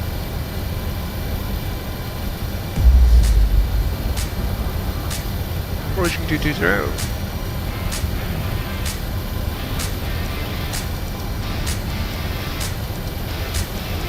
Brunet and Upnak tail look at 15,000.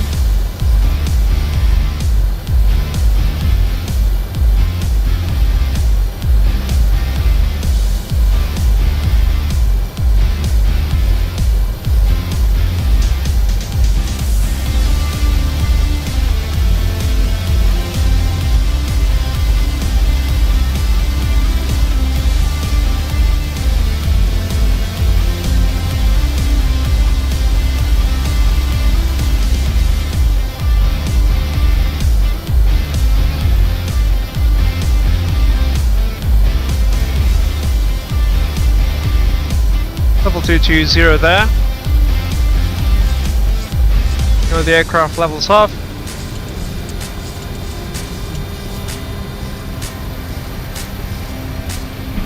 Should be crossing over Runet soon. 1 minute till the next descent phase.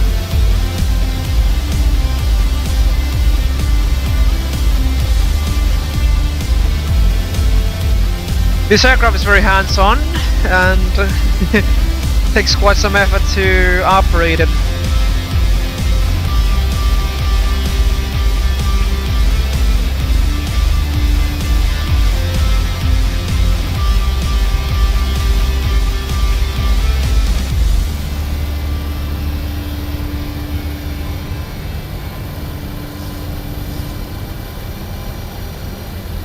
Alright.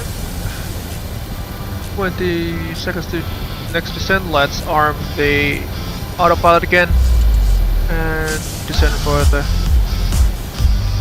to level 190.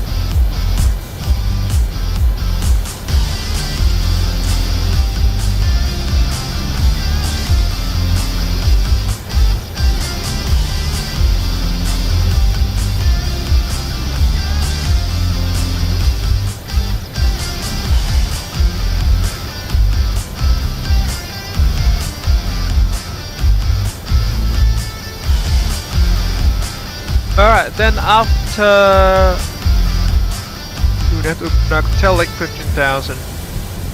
So that 15,000. The calculator as well, 15,000. At telling. There we go.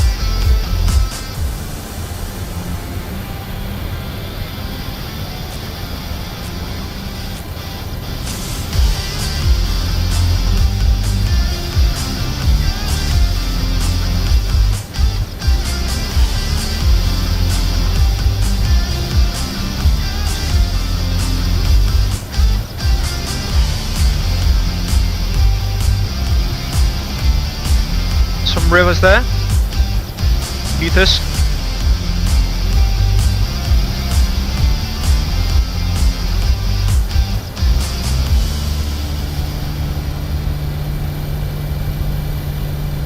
Approaching 19,000 feet.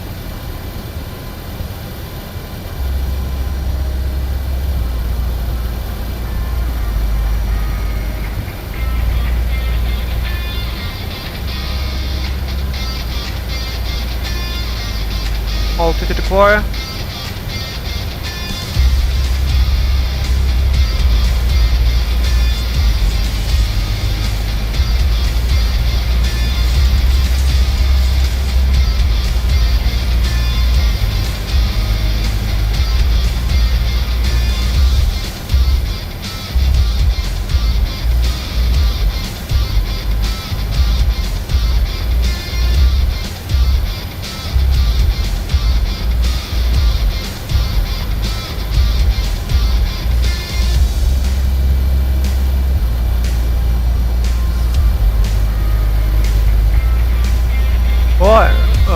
Back to alt cell and continue our descent.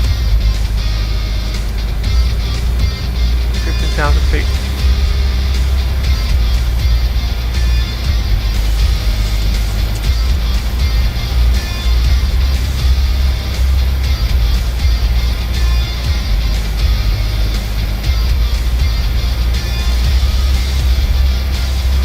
You can't really do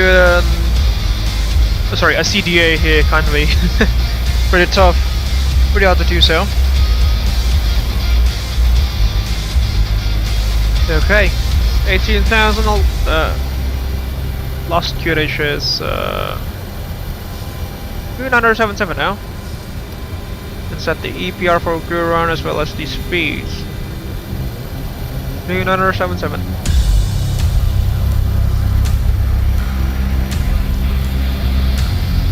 There goes on 1.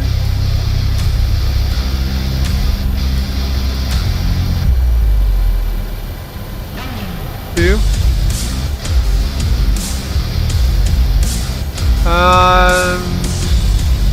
3.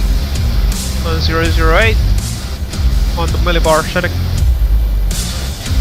After 15,000, it is 9,000 over Bouvra. Put it back to the calculator.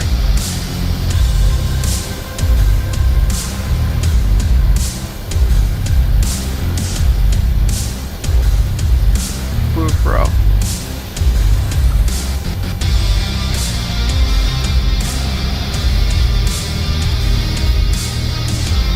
There we go.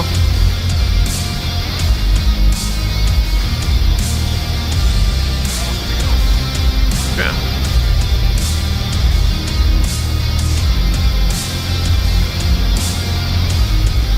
Alright, so approach checklist. Seat belts and no smoking signs. Forgot to turn them off, but yeah, there we go. Anti-ice not required. Brake pressure. Checked.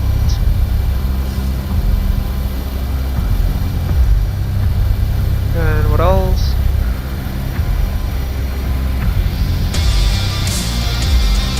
Altimeters 1008 set on 3, landing date, EPR and airspeed folks. Landing date after F120160 and let's continue to descent first, shall we?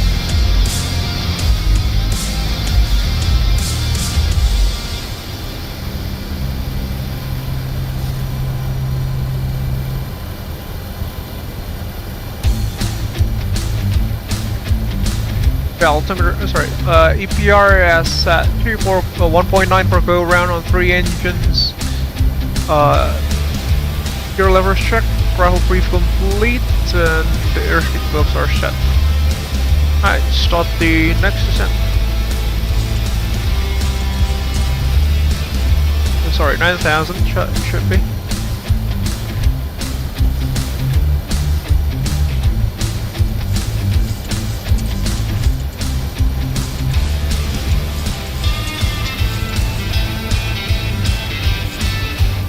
And we can set the crew manager for approach.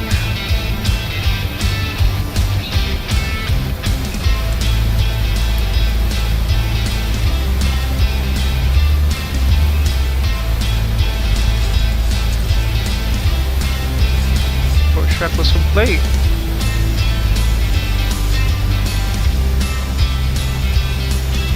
So there's 33 nautical miles to the VOR at Timika, and there goes the river. It's just the scenic river that I was talking about. Just ahead of us there. Should make this one a scenic approach.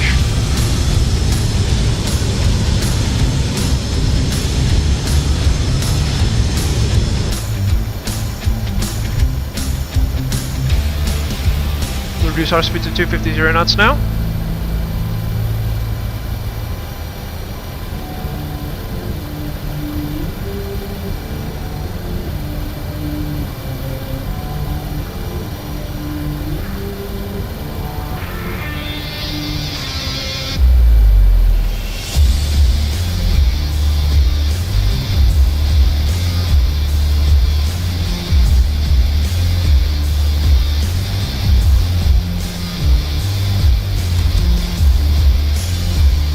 Then after now that'll be L-knob, wasn't it? Yeah, L-knob at 4,000. L 4,000 there. And L-knob 4,000. Enter at L-knob.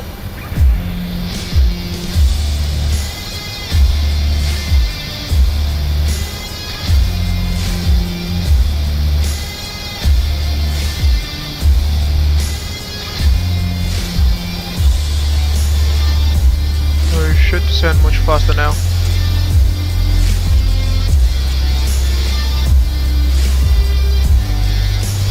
You reduce the speed here. 2,500 is the target descent rate now.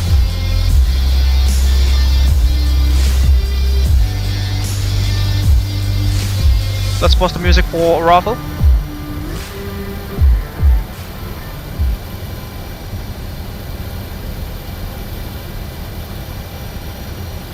Point 2 nautical on the DME.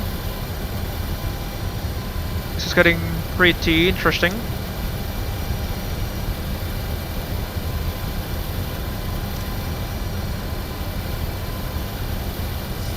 $3,000 now. I'll acquire.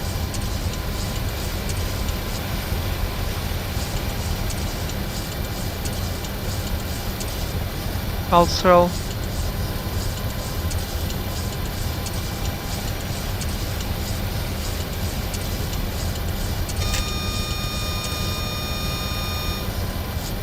Yeah, about 2,800 feet per minute there on the approach. Quite steep. There goes the river, and the runway should be somewhere around there. Alright, ladies and gents, let's land at Timika. And that should be the Sudirman Mountain Range, as well as the Grasberg Mine should be somewhere around there, in the distance near the rivers. And at most times of the year there are some sedimentations building up at over this river, which should make some pretty gorgeous delta formations there. Yeah, that's our alerts there. The throttle alert, just ignore that. 4,000 and 3,000.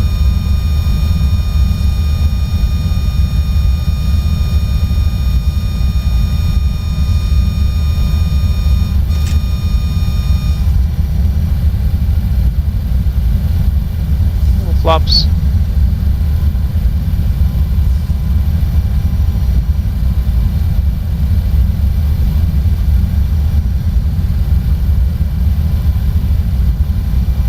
Slow the approach, shall we?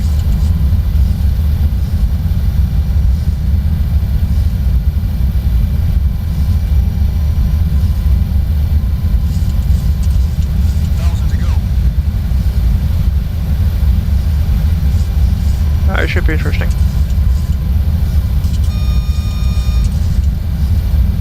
What's the aircraft doing? Yeah, let's just connect.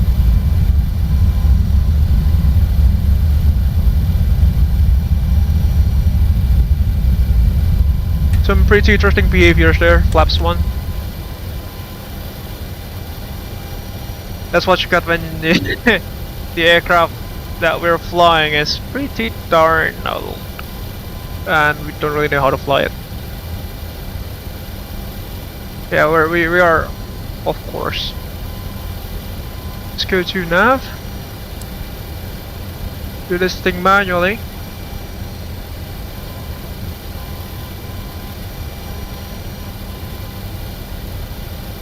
What's the inbound course again?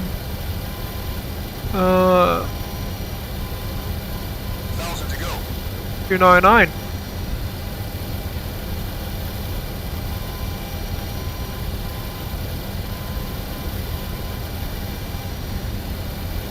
There. Alright. Shoot this thing manually.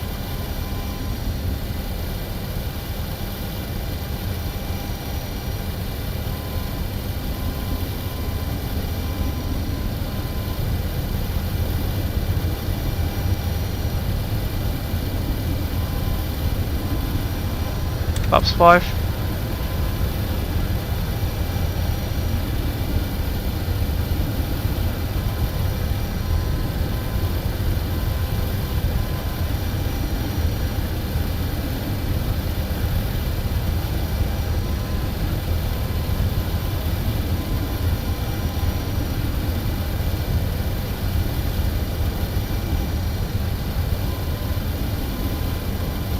Platform altitude at 2,000. And I think that's the runway there. Yeah, we overshot it a bit, but no worries. Kelangan traffic, ACS 811 is established on final course, runway 30. We are approximately 10 nautical miles from the VOR and 7 nautical miles attached on Kelangan traffic. Some wind shear there. Happy landing Mas Fadza, hati-hati dengan kapal kayu. Waduh, happy landing juga Mas Lalu. Semangat bawa kapal kayunya. That's runway.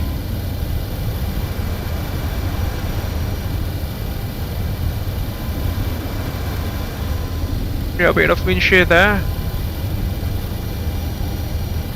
Yeah, gear down, flaps 15.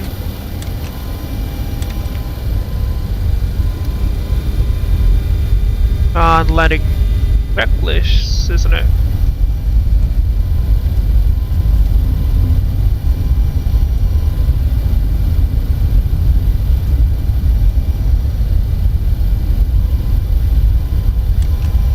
Landing checklist, gears coming down, flaps set to 40, green light ignitions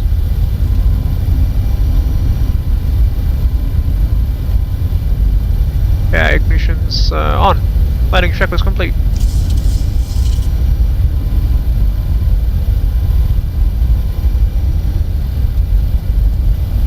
Nope.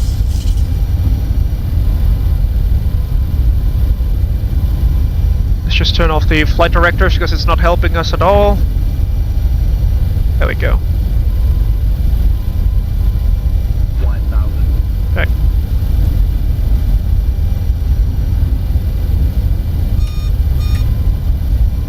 Kilangin traffic, ACZ 11 on short final runway 30, Kilangin traffic.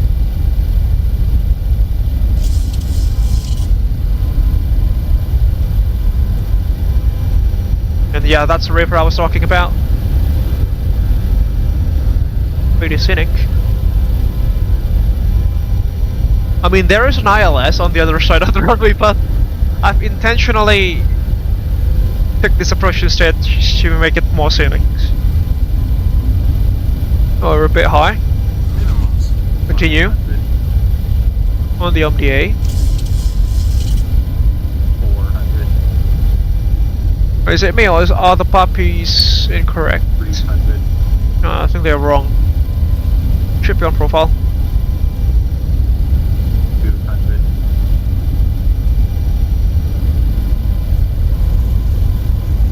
100. 50. 40. 30. 20. 10. Oh! Yeah, that was a bit rough. Speed brakes up. Reversers. I was trying to decrab the aircraft, but it appears that MSFS doesn't like it.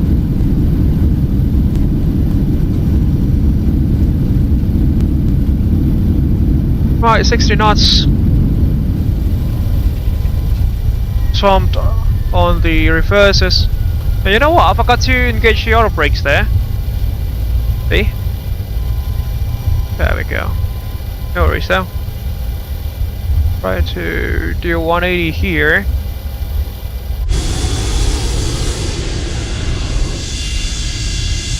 That's the passenger side of the airfield.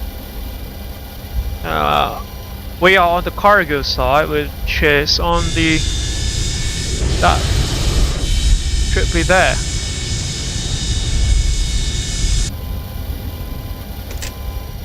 Kilangin traffic, ACS 811 is backtracking runway 12, Kilangin traffic.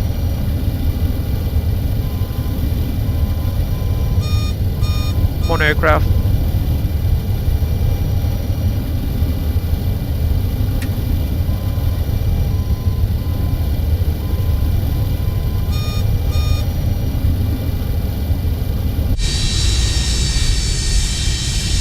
Why is it so tough just to spin this aircraft around?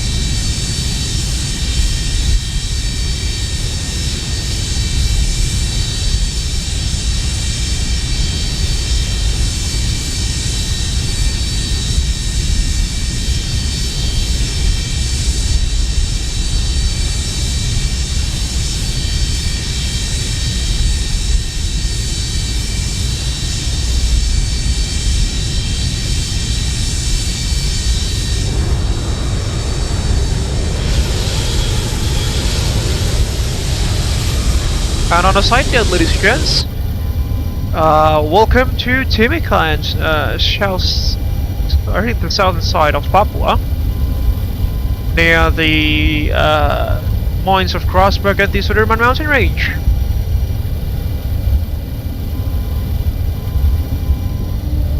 Unfortunately, as far as we are speaking, there are yet to be there is yet to be any custom sceneries for the airport with handcrafted buildings and such. This is a custom scenery, but it is using but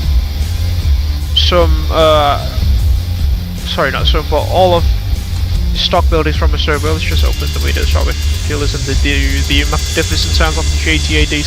So yeah, so these are stock buildings from a servo, but there was someone in FlightSimStudio which reorganized the airport to be more proper here. Alright, let's get off the runway here.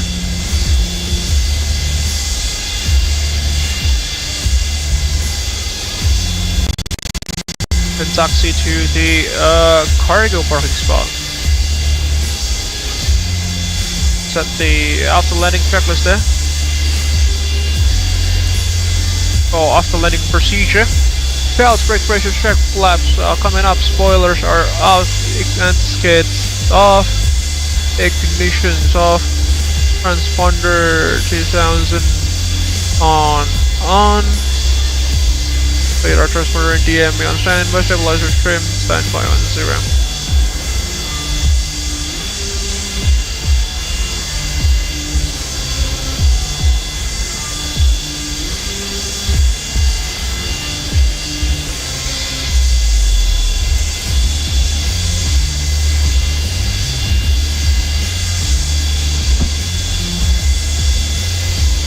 And there goes the flood engine is switching the electricals of the aircraft again to APU power.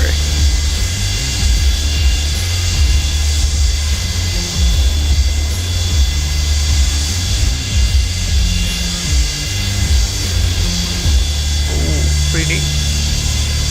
pretty tight there.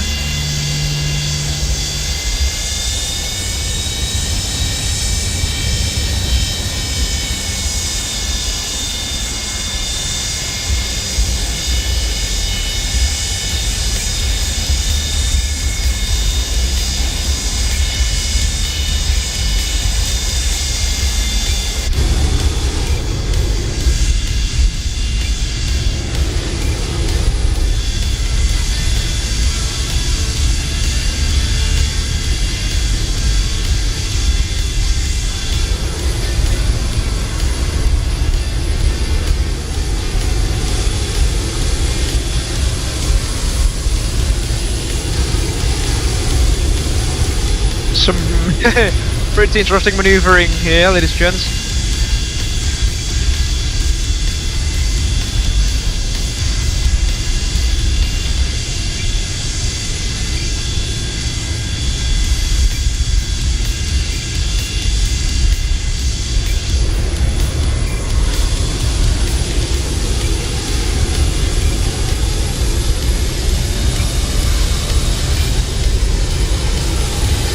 Yeah, the hangar and people behind us there, they would have been blown away.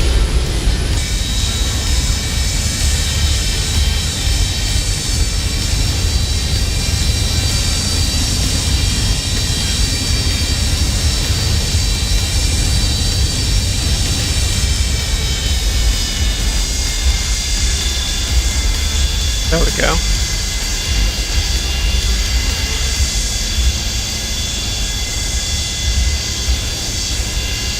Should be somewhere around there. There we go.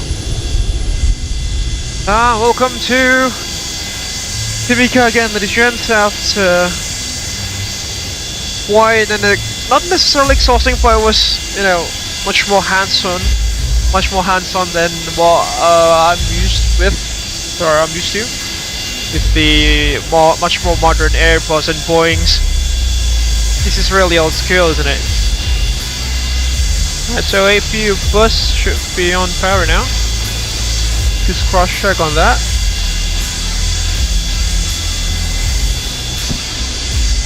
Alright. Closed. There we go. Not trip.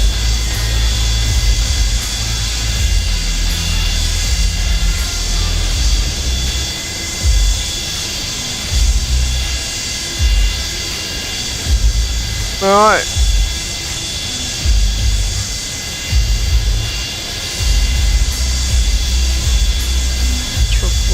Trim should be set back to 0. Yeah, it's on 0 already. Okay, we can shut down the engines now. So, shutting down engines. Perfectly, 2000 on standby there. What was I looking at the other way? It should have been down here. Shutting down engines 1, 2 and 3. 1, 2, 3. There we go. Clear the flight plan.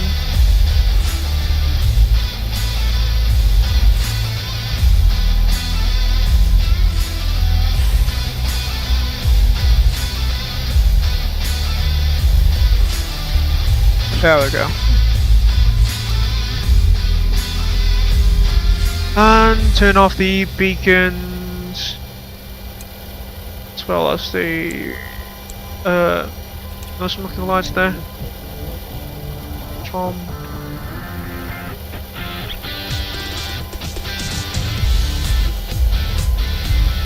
We are on EPU power now. Should be good. Stay shutdown checklist.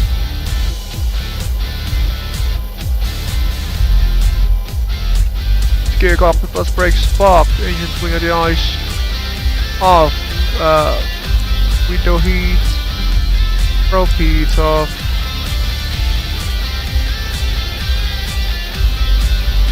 Good lights off, gear cockpit checklist complete.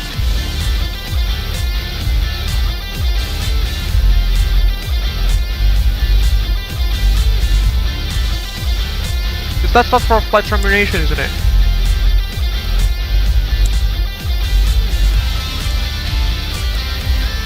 Hopefully. Not sure. Alright, let's open or unload the payload for this evening. The boarding requested. And on Jayapura. There we go. Welcome to Jayapura, Timika.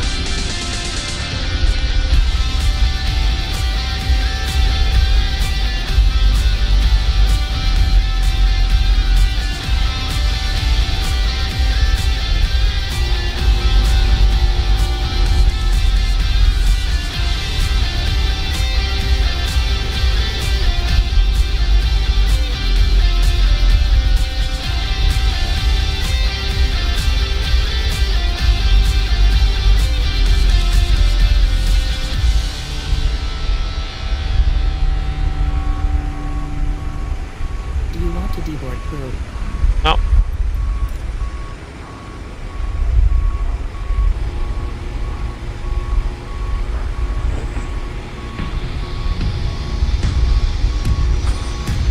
Oh, I know. By the way, where is Lalu? Let's see. Yeah, he's on short final. He did a one holding there, and is now, yeah, lining up himself for a final.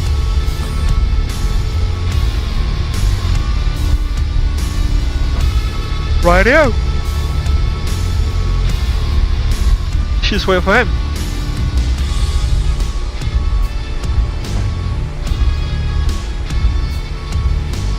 See, the ground crews are now unloading the parcels and the pallets that the aircraft carried all the way from Jayapura, as well as the horses that lay with us in this flight this evening.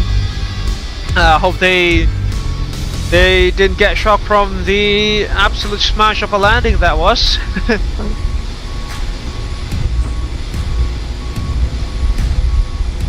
There goes some packages, parcels. Hopefully didn't get damaged from the hard landing.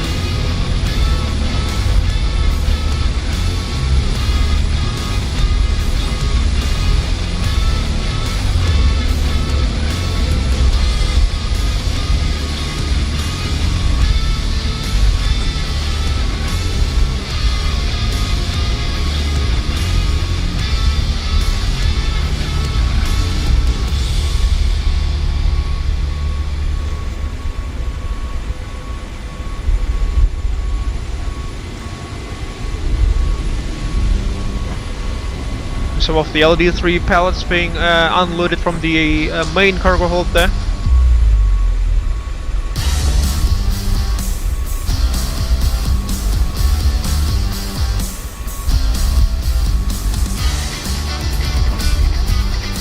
And there goes the iconic tri-jet configuration of the T-tail as well as the 727.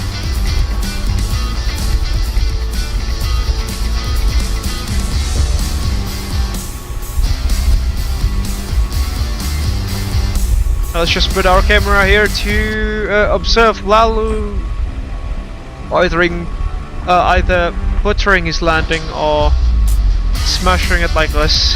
Just have to wait and see. Put the camera here. And we shall wait and see.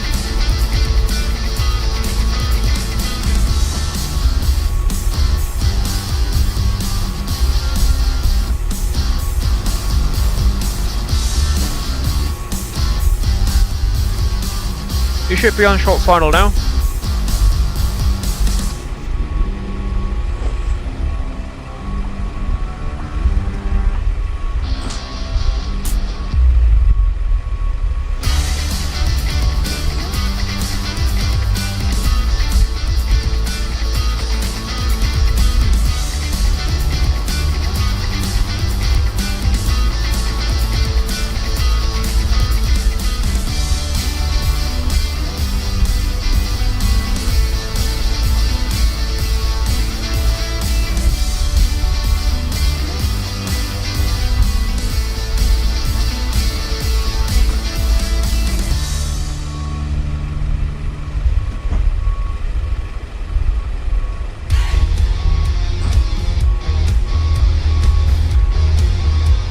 It should be very close now. This is on short final.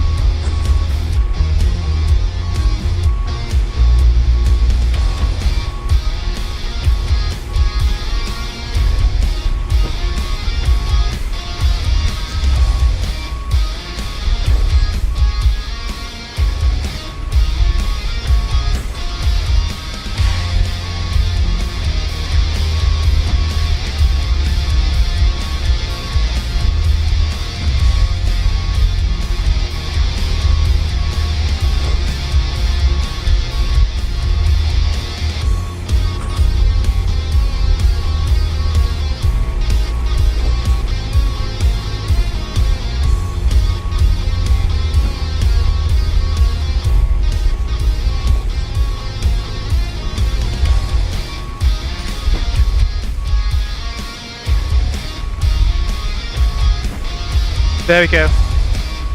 There he is. Pretty fast.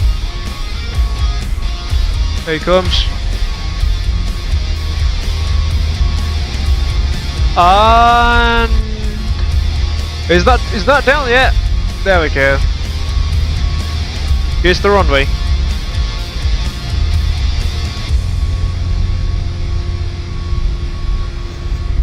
And welcome to Timika. Welcome to Timika, Mas Lalu.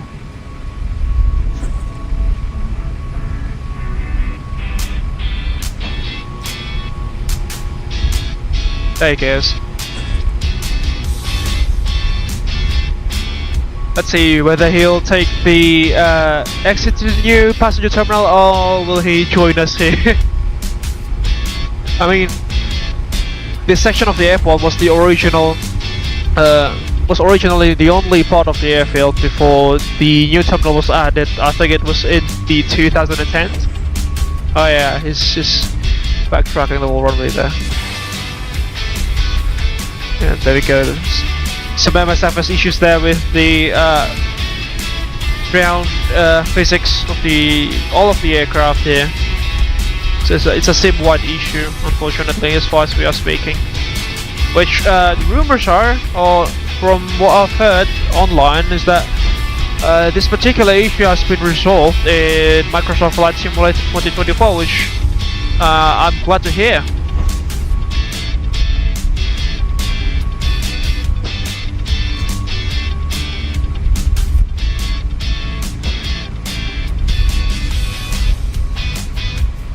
There he goes. Backtracking at full speed, 30 knots I suppose.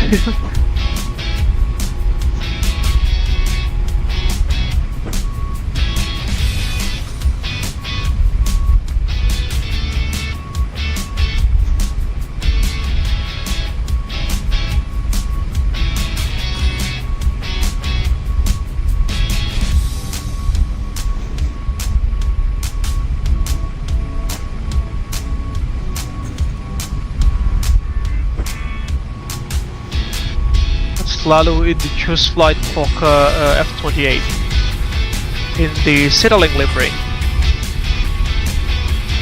Citadel floral livery. It is now a special livery, this particular one, painted on one of the airline's A320 CEOs. And I think it's already available for the Phoenix A320 as well, somewhere in FlightSimStudio, because I have downloaded it once, but unfortunately, no, I just remembered. The creator of that particular repaint is Gapwood Simulations. That is Golf Alpha Bravo Uniform Tango Gapwood Simulations, which they produce many top-notch Indonesian airline liveries from Garuda Indonesia Group predominantly. They are up in the class as of they are in the same class as Atarium and the others in the repainting industry, shall I say. There you go, selalu in the First Flight Fokker F-28. Welcome to Timika. The sounds could have been much more, could have been much stronger than this one. Considering that the F-28, by memory, they are powered by extremely low bypass turbofans, or even one could even say they are powered by high bypass turbojets. The Rolls-Royce Spey, if I'm not mistaken, which is the same engine that powers the British F4 Phantom fleet in the Air Force, in the Royal Air Force and the Royal Navy's Fleet Air Arm. There he goes. Right next to us, two ancient jetliners, both with a detail configuration from approximately similar times in the 1960s and the 1970s. The Choose Flight Fokker F-28 Friendship and the FSS FlightSimStudio 727-200 freighter. And nicely parked, perfectly parked just beside of us there.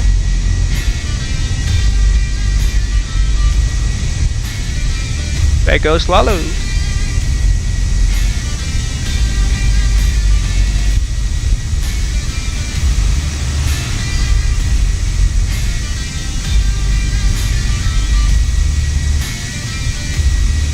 Welcome to Timika, Mas Lalu.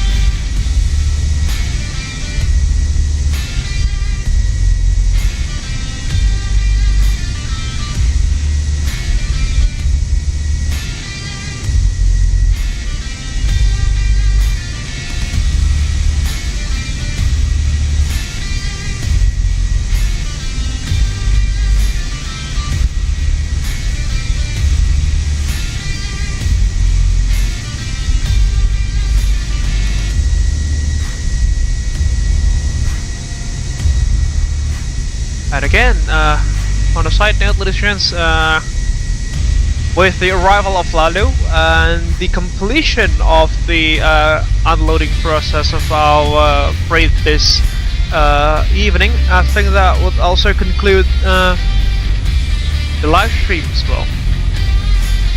Lots of gratitude to everyone who has attended and watched this live stream from the beginning, where we flew from Timika, from Jayapura, and all the way here to Timika, watching me trying to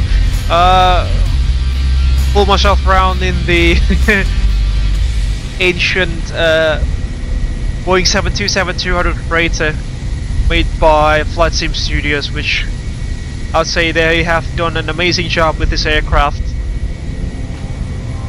So kudos to them. They also have the Embraer series, which are, to say the least, a bit controversial, but as I've mentioned, the 727 here, it's Yeah, they're good. They're among the better ones. Unfortunately, there were no ATC coverage by Indonesia VACC this evening, so again, I'm sorry I couldn't mention any names in terms of the ATCOs, the air traffic control officers that supervised our training. But again, yeah, tons of gratitude to those who have watched through this live stream, especially to Lalu as well, who's had quote-unquote blocked off his time to fly another ancient jet with us in this group flight. So thank you very much to you, sir.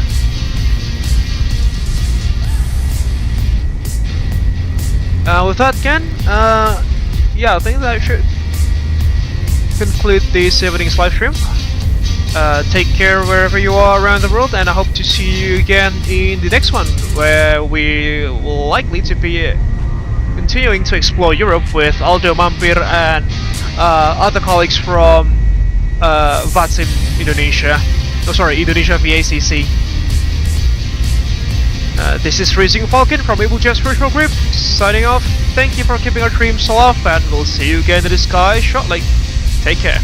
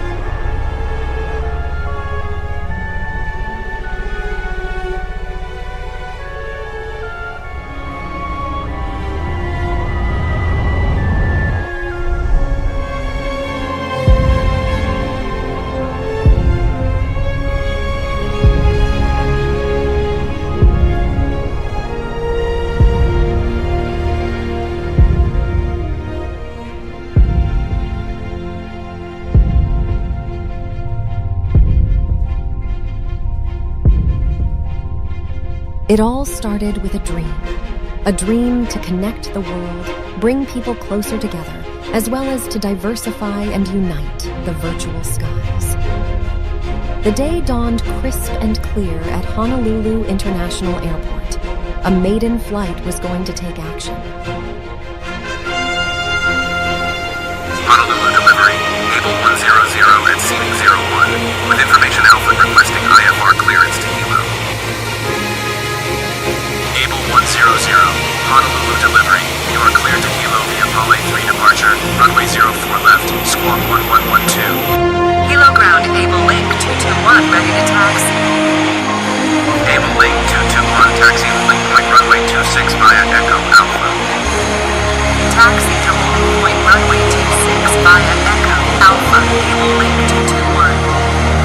Abel 100, wind 22 degrees at 5 knots, runway 26 right, cleared for takeoff. Cleared for takeoff, runway 26 right, Abel 100.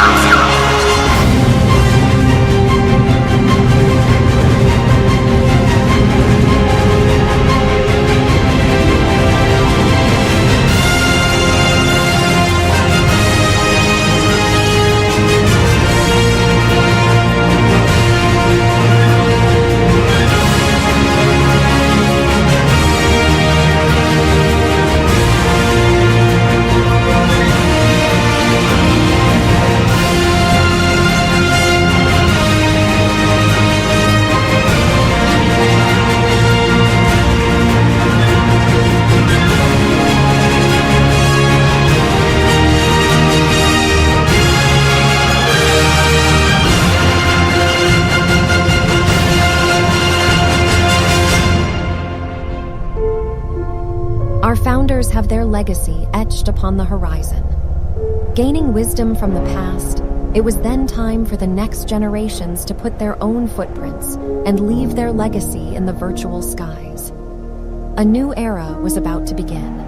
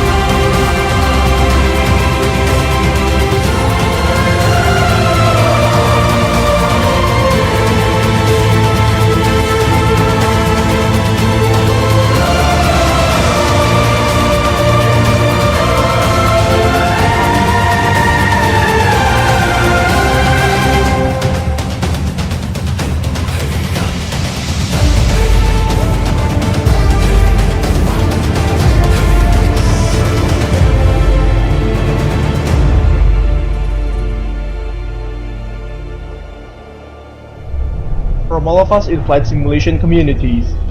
We are wishing Abel Jets Group Happy 10th anniversary. Happy 10th anniversary.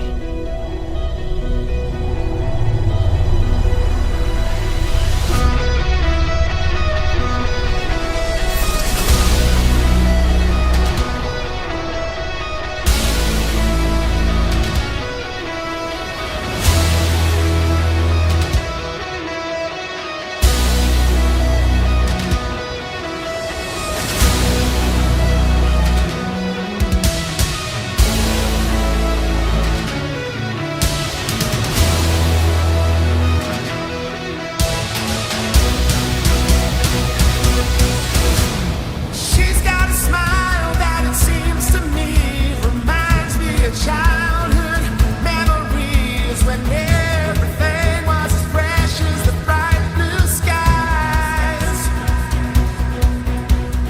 Now and then when I see her face, she takes me away to that special place. And if I stand too long, I'd probably break down and cry.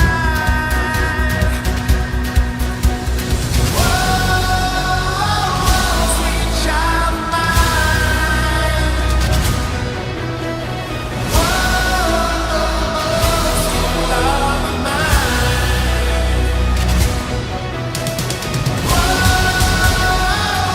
Sweet child of